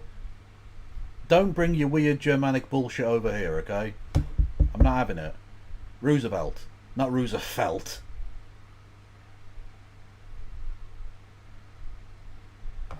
Dickheads. Without leading the world in science and technology. Christie was right. We didn't bomb enough Austrian cities, man. During the war, we should have flattened Austria as well. You got off lightly. Too fucking lightly. After years of importing 90% of our semiconductor chips from abroad, which America invented those chips. Our Chips and Science Act meant that private companies from around the world are now investing literally tens of billions of dollars to build new chip factories right here in America. And over that period, they'll create tens of thousands of jobs. And many of those jobs in the so-called fabs, the buildings that make the chips, are being constructed now. And guess what? The average salary in those fabs, size of a football field, will be over $100,000 a year, and you don't need a college degree.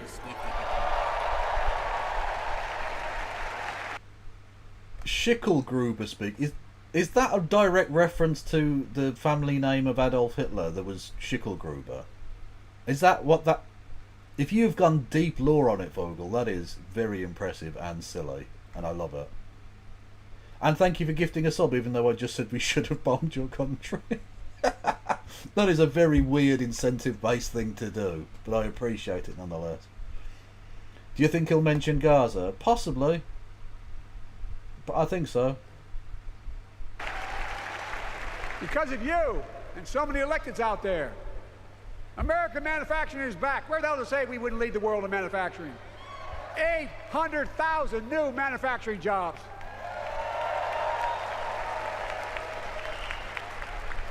Our Republican friends and others made sure they'd go abroad to get the cheapest labor. We used to import products and export jobs. Now we export American products and create American jobs right here in America, where jobs belong. With every new job, with every new factory, pride and hope. Oh, non-binary, that's mental.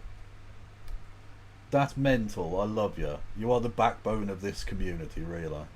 Fucking incredible shit. I almost certain I know it word for word by now. Okay. Well, does he mention Gaza then, or not? Is being brought back to communities throughout the country that were left behind. You know you're from it, many of you. You know what it's like when that factory closed, where your mother, your father, your grandmother, your grandfather worked. And now you're back, providing once again, proving that Wall Street didn't build America, the middle class built America, and unions built the middle class. Fuck yes. See, having the President of the United States say, like, unions built the middle class, like, that's a beautiful thing. Because that's putting front and centre the idea that unions were the American dream. And that's true. Good, paying, safe, respected union jobs were the absolute gold standard. It's fucking beautiful. It's honestly, that's great to see again. The entryism of the likes of Bernie Sanders and AOC is what's caused this. Naturally, Joe Biden is not a massive fan of unions, bizarrely. He's not a particularly left-wing person, historically.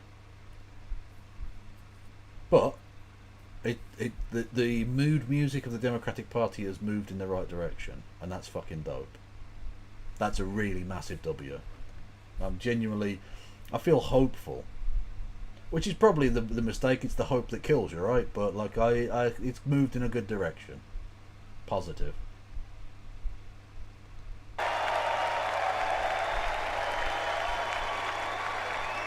It's been my view since I came to the Senate. And that's why in 1940, yeah, when I came into the Senate. And then I remember when I reached the age of 80, 17 years ago. No, I'm only joking. I'm proud that I've been the first president to walk a picket line. Nice. And be labeled the most pro-union president in history, and I accept it. It's a fact. Based. Look, we are a fan of Marxism, Leninism, Bidenism on this channel. It's a beautiful thing. This man was born in 30. Oh no, he's so fucking old, man. He's not Jimmy Carter old, but he is old.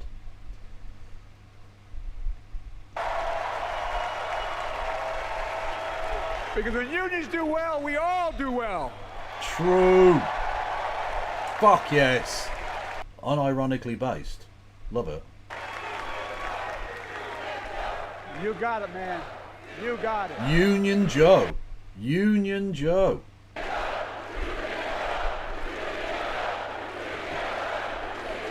I agree. I'm proud. Look, Fuck yes. remember, Yeah, double down on that shit. Don't run away from it. Yeah, I'm Union Joe. The fuck you gonna do about it, bitch? You and whose army? I got Teamsters. Get fucked. we were told we couldn't get anything done because we couldn't get anything done in the Congress.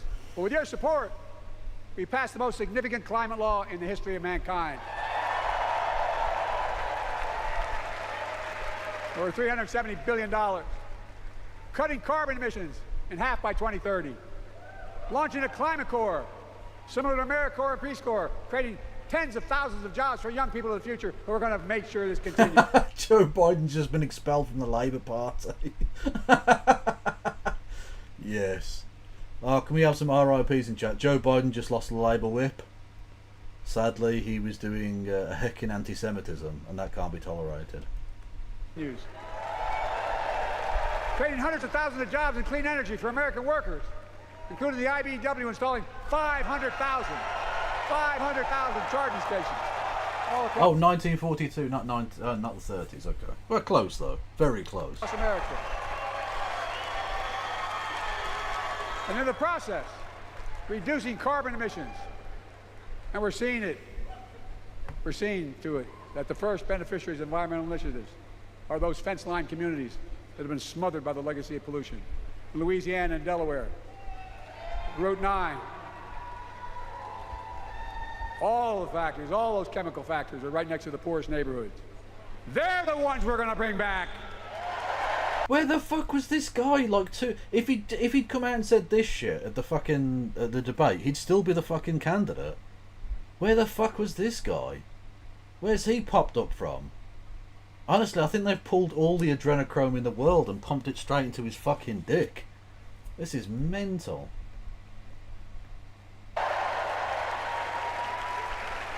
And how? How can we be the greatest nation in the world without the best education system in the world? Well, even though I sped it up, it's still hard as fuck, you know. Donald Trump and the Republican friends, they not only can't think, they can't read very well. True. Seriously, think about it. Look at their Project 2025. They want to do away with the Department of Education. Well, during the pandemic, Kamala and I helped states and cities get back their schools back open. Kamala. And we gave public school teachers a raise.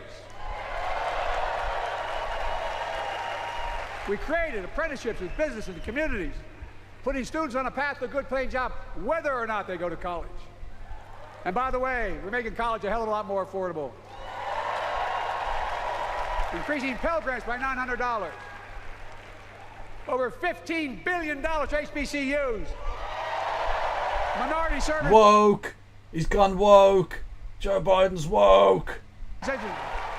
Including Hispanic institutions. Woke. And tribal colleges.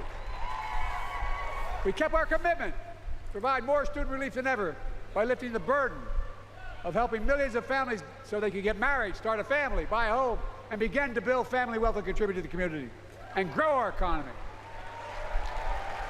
It's not costing us, it's creating more wealth. We've fundamentally transformed how our economy grows, from the middle out and the bottom up instead of the top down.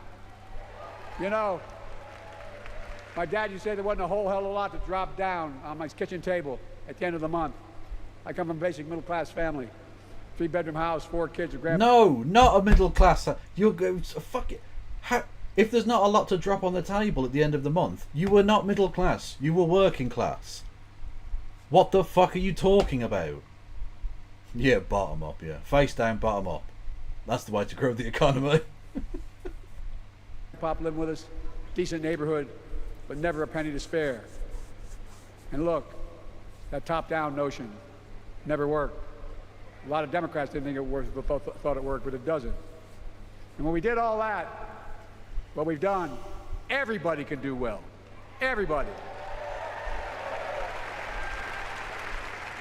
Donald Trump calls America a failing nation.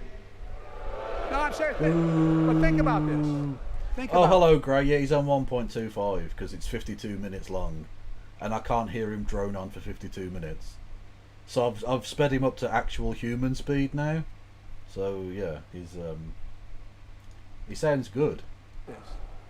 He publicly says to the whole world, I'm going to say something outrageous. I know more foreign leaders by their first names and know them well than anybody alive. Just because I'm so damn old. But I'm not joking. Think of the message he sends around the world when he talks about America being a failing nation. He says we're losing. He's the loser. He's dead wrong. Woo! Many of you are very successful people who travel the world. Name me a country in the world that doesn't think we're the leading nation in the world. Without America, not a joke, think about it. I'm being literal. Who could lead the world other than the United States of America? Vanuatu. No oil, but I will not be taking questions. Well, guess what? America's winning, and the world's better off for it. America's more prosperous, and Americans are safer today than under Donald Trump. Trump continues to lie about crime in America, like everything else. Guess what? On his watch, the murder rate went up 30%, the biggest increase in history. Meanwhile, we made the largest investment, Kamala and I, in public safety ever. Now, the murder rate is falling faster than any time in history. Violent crime has dropped to the lowest level of more than 50 years. No, I think the last Austrian who tried to lead the world, it didn't go well. It did not go well. But anyway, enough about Marko Arnautovic. Years. And crime will keep coming down when we put a prosecutor in the Oval Office instead of a convicted felon.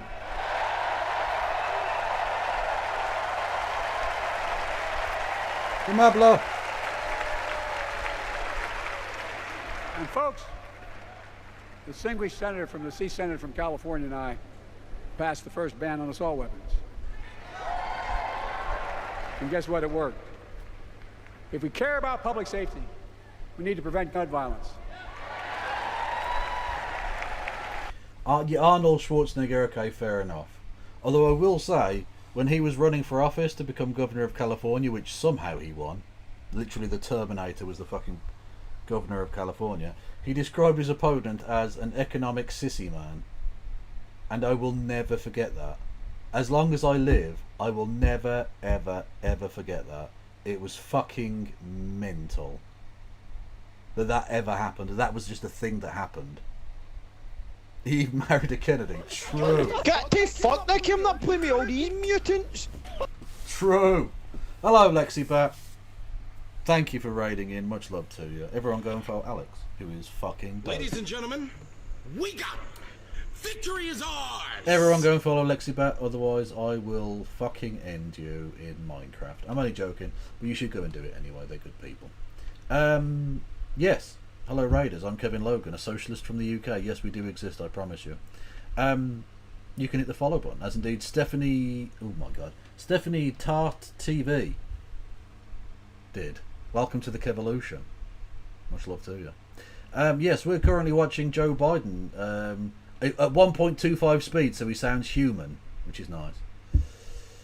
Yeah, I'm good, Lex. How are you? And good luck with whatever you're up to. Yeah. And what makes me ashamed when I travel the world, which I do, more children in America are killed by a gunshot than any other cause in the United States. More die from a bullet than cancer, accidents, or anything else. Okay, I think he's trying to be anti-gun here, but he could also just be being pro-cancer. I don't know. He could be saying, look, lots of kids getting shot up, we need to up the cancer rates, okay? Those cancer numbers are fucking rookie numbers. We need to get cancer rates through the fucking roof, put the bullets in their place. Pricks. We'll wait and see where he goes with it. In the United States of America, my God. That's why Kamala and I are proud. We beat the NRA when we passed the first major bipartisan gun safety law in 30 years. Kamala! I'm serious. That comes from here. And now it's time to ban assault weapons again. I say don't be economic.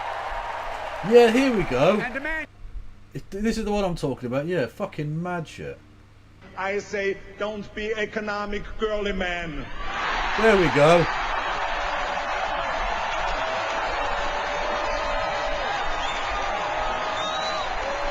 Don't be economic girly man. Fucking hell, they cheered that shit. Don't be economic girly man. Fucking end. Just end. Universal background checks. It's hard.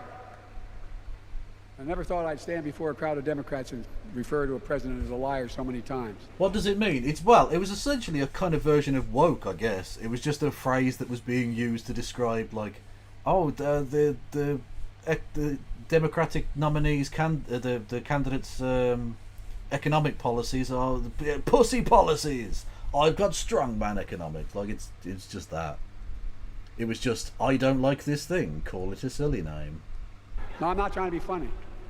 It's sad. It was basically the politicization of toxic masculinity, I guess. Yeah. Trump continues to lie about the border. Here's what he won't tell you. Trump killed the strongest bipartisan border deal in the history of the United States. Oh, see, when he paused, he had the opportunity to do a great thing. Trump killed JFK. There you go, I said it. I'm not running for fucking president again anyway. What the fuck are you going to do? Nothing, bitches. He killed JFK, I'm saying it right now. Trump killed JFK. Fact. What's he going to do? Sue me? I don't think so. That we negotiated with the Senate Republican took 4 weeks. Once it passed, and never acknowledged the most expansive border change in American history. He called senators to say, don't support the bipartisan bill. He said it would help me politically and hurt him politically. Which, by the way, it was a shit bill. It gave the fucking Republicans everything they wanted. It was garbage. But, yeah, Trump still fucking vetoed it because Trump cares about Trump and nothing else. My God. No, I'm serious. Think about it. Not a joke. Ask even the press who doesn't like me. They'll tell you that's true. Typically Trump, once again, putting himself first and America last. True. Then I had to take executive action. The result of the executive action I took, border encounters have dropped over 50%. In fact, there are fewer border crossings today than when Donald Trump left office. And unlike Trump, we will not demonize immigrants, saying they're the poison of blood of America, poison the blood of our country. Kamala and I are committed to strengthening legal immigration, including... What's that, sorry? Okay, where are the guests that I usually ace? Helena or our cuz from Germany? Well, Christy will be on with me tomorrow night, so that's something. We'll be covering some DNC stuff tomorrow. I don't have guests on every night though. I stream on my own sometimes. I do prefer to have someone to sort of bounce ideas off and then sort of riff with. But I'm okay doing it on my own. You know. Can we build a wall around Mar-a-Lago? Yes. And we'll get the sea to pay for it, because that's what's taking that fucking place. It's a swamp. Protecting dreamers and more.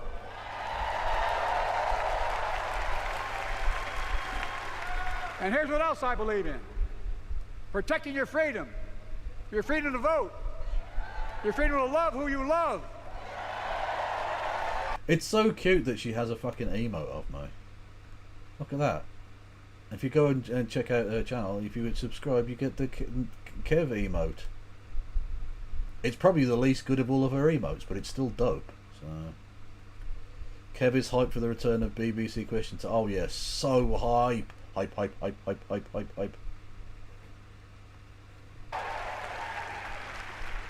And your freedom to choose.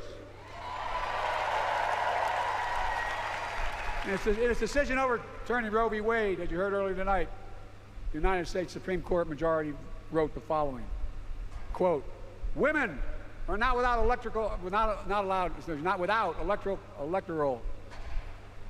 or political power. Stop it, Joe. You're hurting America. kidding. MAGA Republicans found out the power of women in 2022. And Donald Trump is going to find out the power of women in 2024. Woo! Watch.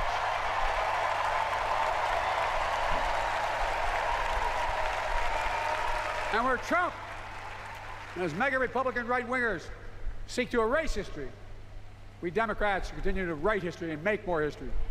I'm proud to have kept my commitment to appoint the first black woman in the United States Supreme Court. Woke! What? DEI? Woke! Cultural Marxism? Woke! Ketanji Brown Jackson, the symbol for every young woman in America that you can do anything. I'm proud that I've got my commitment to have an administration that looks like America and that taps in to the full talent of our nation. The most diverse cabinet in history, including the first black woman of South Asian descent to serve as vice president. Is she black or is she Asian? That's going to melt the GOP's mind again. You've brought up a person of dual heritage. No! A black person of South Asian heritage is an abomination. It's racial mixing. Miscegenation. And will soon serve as the 47th President of the United States. Based. But she ain't even gonna stand up. Look at her, like a mafia don. She's just been given a fucking massive big up. He's just glazed the shit out of her. And she's just like, I ain't gonna fucking stand up for you, motherfucker. I'm the big dog in town now, you crusty old bitch. You stand for me.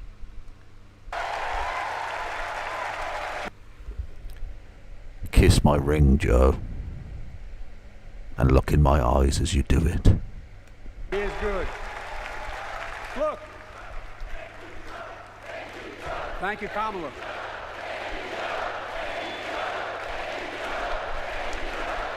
Folks, I've long said we have many obligations as a nation, but I got in trouble years ago for saying I'd make no apologies.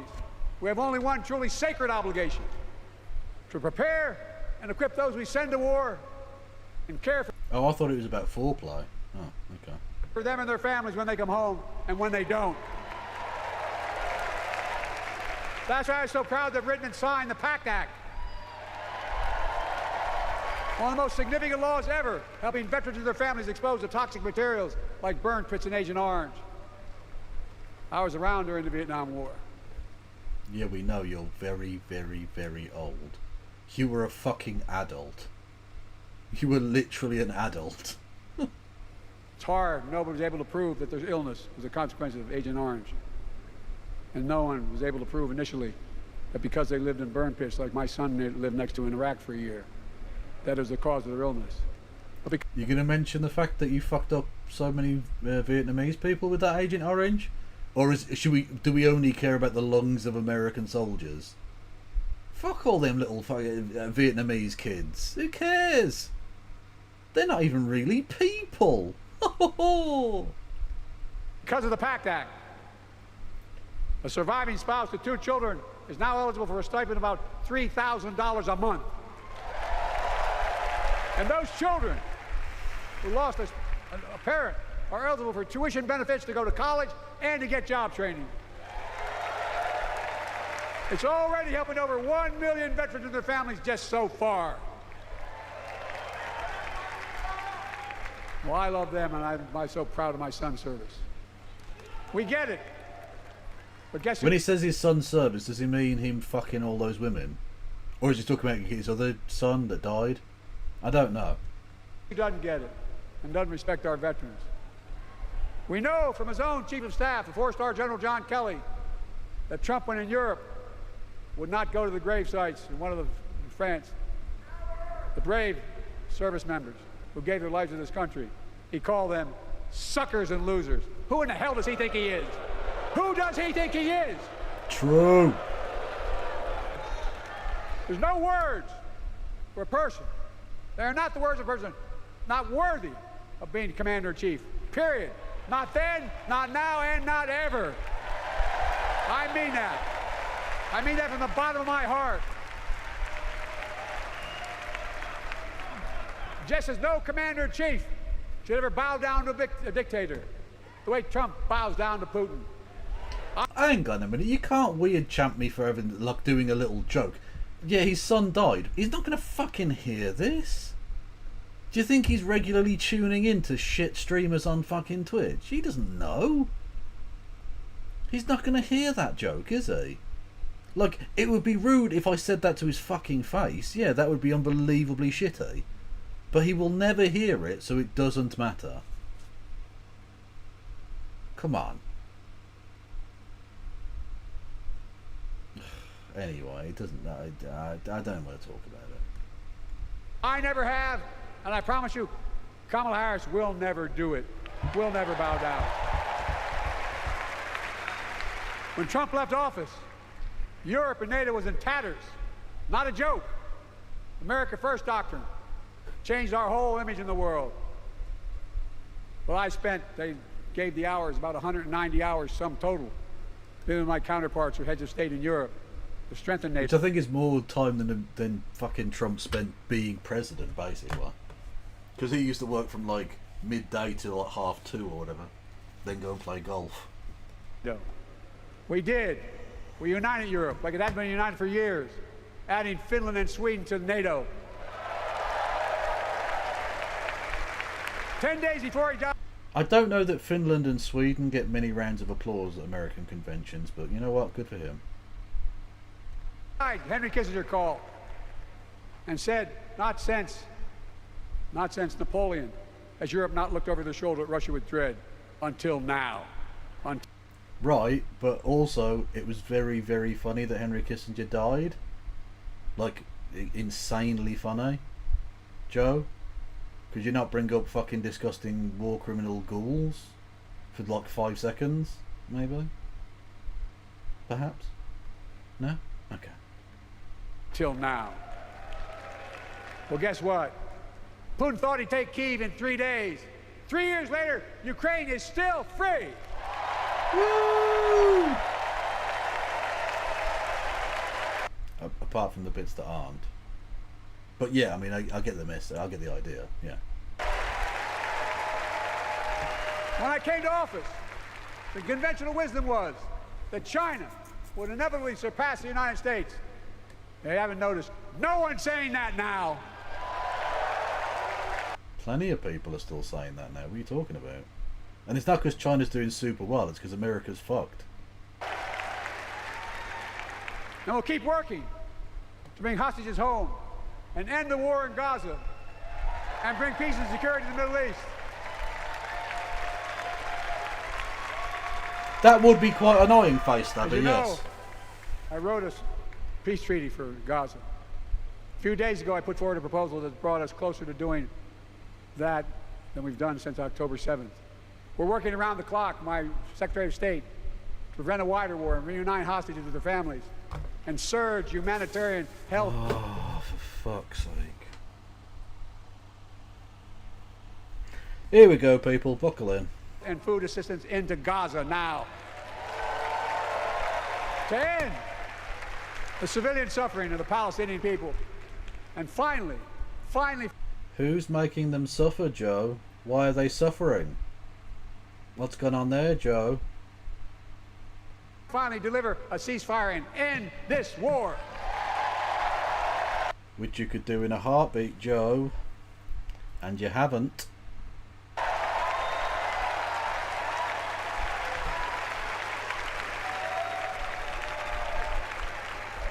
Those protesters out in the street, they have a point.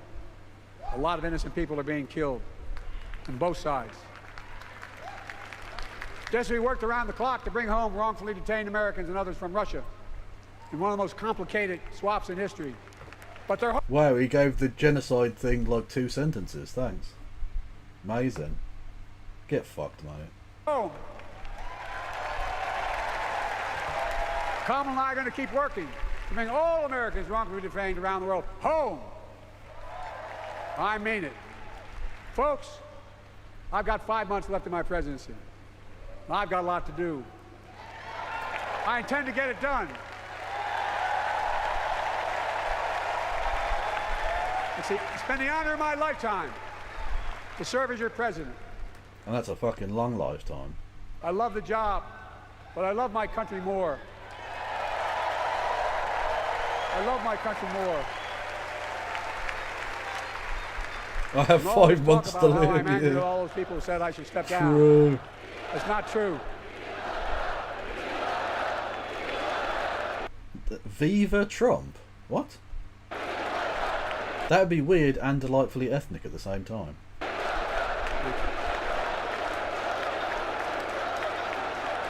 I love my country more, and we need to preserve our democracy. In 2024, we need you to vote. We need you to keep the Senate. We need you to win back the House of Representatives. And above all... Who lost the House of Representatives, Joe? we need you to beat Donald Trump. Fuck yes. And elect Kamala and Tim, President and Vice President of the United States of America. It's Kamala. Look, they'll continue to lead America forward, creating more jobs, standing up for workers, growing the economy, lower the cost of American families so they just have a little more breathing room. We've made incredible progress. We have more work to do. And Kamala and Tim will continue to take on corporate greed and bring down cost of food. They'll keep taking on Big Pharma, making insulin $35 a month, not just for seniors, but for everyone in America. And capping prescription drug costs at a total of $2,000, not just for seniors, but for everyone. And folks, that's going to save America again. Tens of billions of dollars. Folks. They'll make housing more affordable. Building 3 million new homes. Providing $25,000 down payment assistance for the first-time home buyer. Sounds weird when he speaks at a normal speed, but it's because it's on 1.25. He goes a bit chipmunky. It's a bit too quick. Donald Trump wants a new tax on imported goods, food, gas, clothing, and more. You know what that would cost the average family, according to the experts? $3,900 a year in a tax. That is malarkey. No, it's a fact. Kamala and Tim will make the child care tax credit permanent. Lifting millions of children out of poverty and helping millions of families get ahead. But you know what Trump has? AIDS. He created the largest debt any president had in 4 years with his $2 trillion tax cut for the wealthy. Well, Trump has a new plan. He wants to provide a $5 billion tax cut for corporations and the very wealthy. Read it. Put us further in debt. And folks, you know we have 1,000 billionaires in America. You know what their average tax rate they pay? 8.2%. I'm going to make them pay 8.3%. If we just increase their taxes we proposed to 25%, which isn't the highest tax rate even, it would raise $500 billion new dollars over 10 years. Let's go. And they'd still be very wealthy. Look, Kamala and Tim are going to make them pay their fair share. They'll protect Social Security and Medicare. Why didn't you do that? Can I just ask that, Joe? Like, you say, oh, they only pay 8.2%. You're the fucking president, dude. You could do something about that.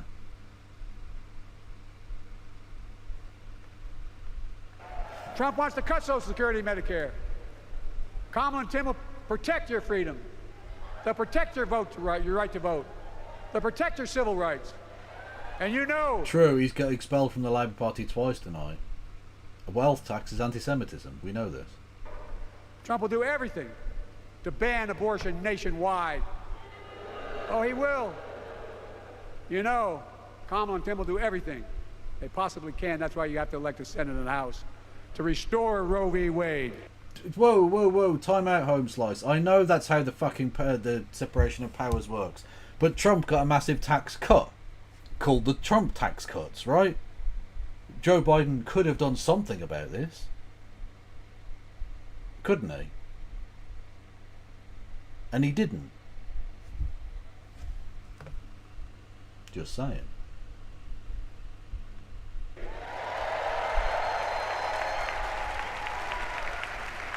I know he isn't technically in the legislature, but we know damn well that the president negotiates with the legislature. Okay? And he didn't. You don't get to fucking complain. Not you specifically, Maria, but like the president. You can't complain that the things are shit when you're the president. That doesn't, like... Why didn't you do something about that shit then?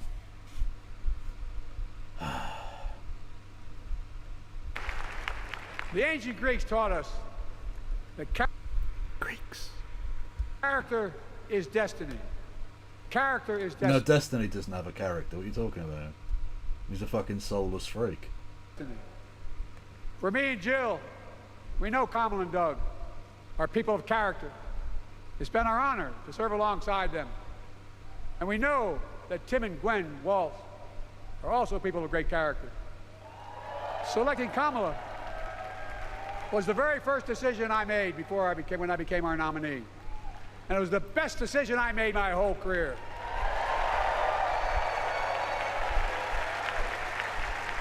We've not only gotten to know each other, we've become close friends. She's tough, she's experienced, and she has enormous integrity. Enormous integrity. Enormous. Her story represents the best American story. And like many of our best presidents, she was also vice president. That's a joke.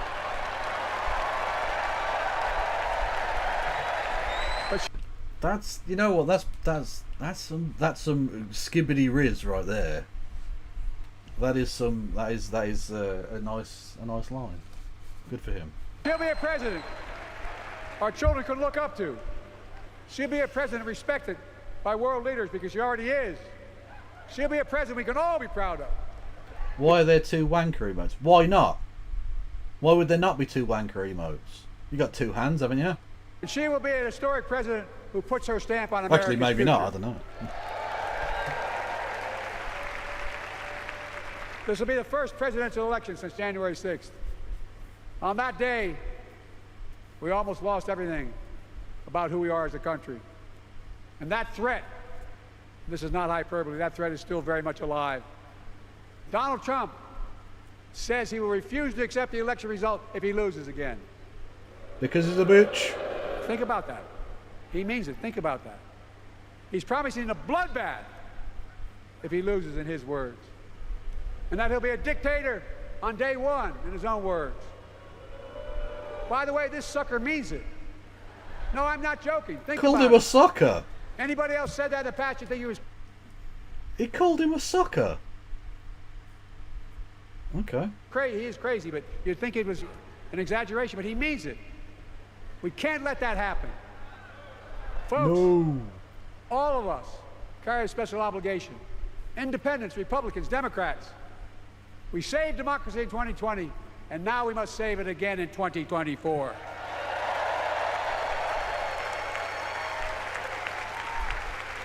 The load of each of us cast Oh this yeah, year will that was sucker with an A. That wasn't an ER. We're not talking sucker like he's literally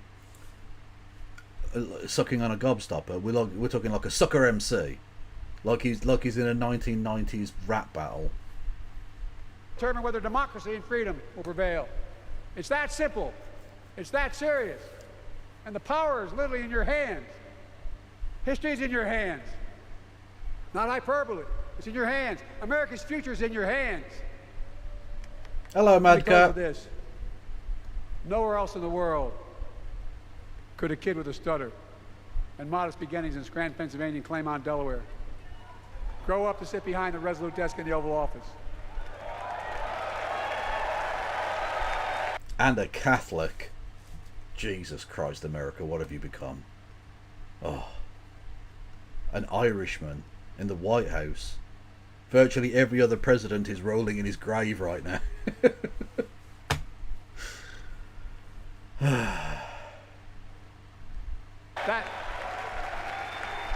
That's because America is and always has been a nation of possibilities. And very racist. Possibilities. We must never lose that. Never. Kamala and Tim understand that this nation must continue to be a place of possibilities, not just for the few of us, but for all of us. But join me in promising your whole heart to this effort, and where my heart will be. I promise I'll be the best volunteer Harris and Waltz has Canada ever seen. Woo! Each of us has a part in the American story. For me and my family, there's a song that means a lot to us. It captures the best of who we are as a nation. The song is called American Anthem. There's one verse that stands out. It says, I like big butts and I cannot lie. You other brothers can't deny. When a girl walks in with an itty bitty waist and a round thing in your face, you get sprung. It's a beautiful piece of poetry, and it speaks from the heart of America. I can't sing worth a damn, so I'm not going to try. I'll just quote it. The work and prayers of centuries have brought us to this day. What shall our legacy be? Except to be gay. That rhymes. What will our children say? Let me know in my heart, when my days are through, America, America. It smells like poo. I gave my best to you.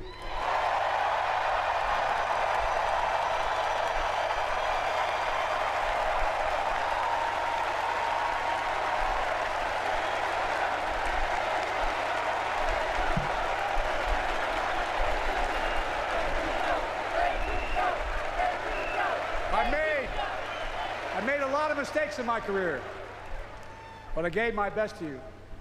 For 50 years. It's relatively common that a vice president becomes a president. It's happened quite a few times. At least 4 times, because the president got killed. So that, you know, that automatically kind of gets you the gig. Like many of you, I've given my heart and soul to our nation. And I've been blessed a million times in return for the support of the American people. I've either been too young to be in the Senate because I wasn't 30 yet, and too old to stay as president. But I hope you know how grateful I am to all of you. I can honestly say, and I mean this from the bottom, give me my word as a Biden, I can honestly say I'm more optimistic about the future than I was when I was elected as a 29-year-old United States Senator. I mean it. Folks. I'm not sure that's true. I don't know that he means that. Maybe he does mean that. In which case he's fucking mad. How can you be more optimistic about America? Have you seen America? When you were 29, America was the biggest fucking show in town. And now, I mean, the best you could dredge up. That's the thing about that debate, right? That's the thing about that debate between him and Trump, which, look, most people seem to have overlooked, is that what a damning indictment that is of America as a nation. That the two best people, of the 330 million motherfuckers in the place, the best 2 people you could dredge up was an orange rapist and a corpse.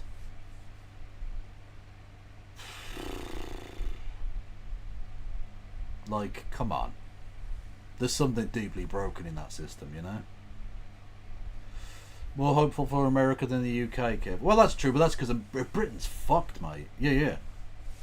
You can be a bit more optimistic, because at least America's like... Britain is essentially 150 years ahead of America in the downfall of empire character arc.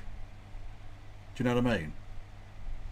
Like, we've gone down... Basically, we are like if America... You know, in films where they try and explain the passage of time and the young person looks into the mirror and they see themselves as an old person? That's basically America and Britain. America looks into the mirror and it sees Britain and goes, oh God, is that my future? Is that what I have to look forward to? No! And then it starts crying and doing drugs and stuff, probably. Probably fentanyl, let's be honest. We just have to remember who we are. We're the United States of America.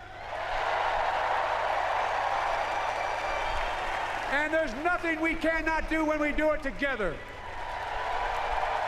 God bless you all, and may God protect our troops. You know what? That wasn't so, but that's weird. Why is that a thing? Yeah, I didn't think his speech was that bad. I thought it was quite good. I'm okay with that.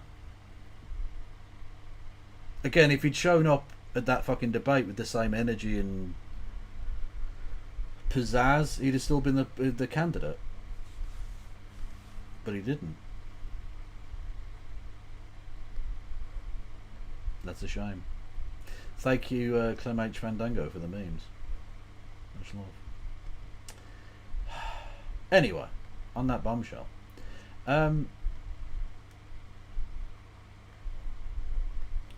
Yes, I'll be back tomorrow with Christy.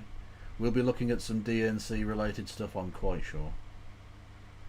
Because, you know, I do politics, so that's, of course I'm going to fucking cover that shit. On YouTube, who should we go over to on the YouTubes? Ico's go. I haven't been over to Ico in a long time, so I'll send you over to Ico. Bye.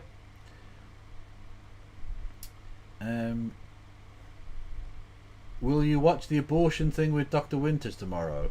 What abortion thing? What are you talking about?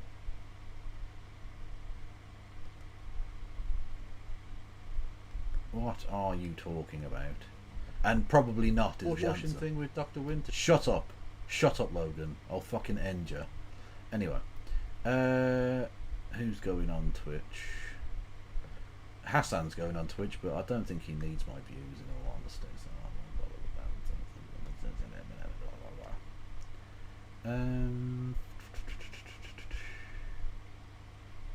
Little Bear.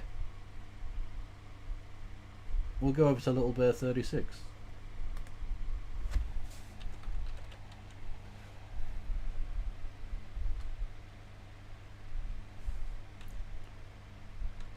There you go.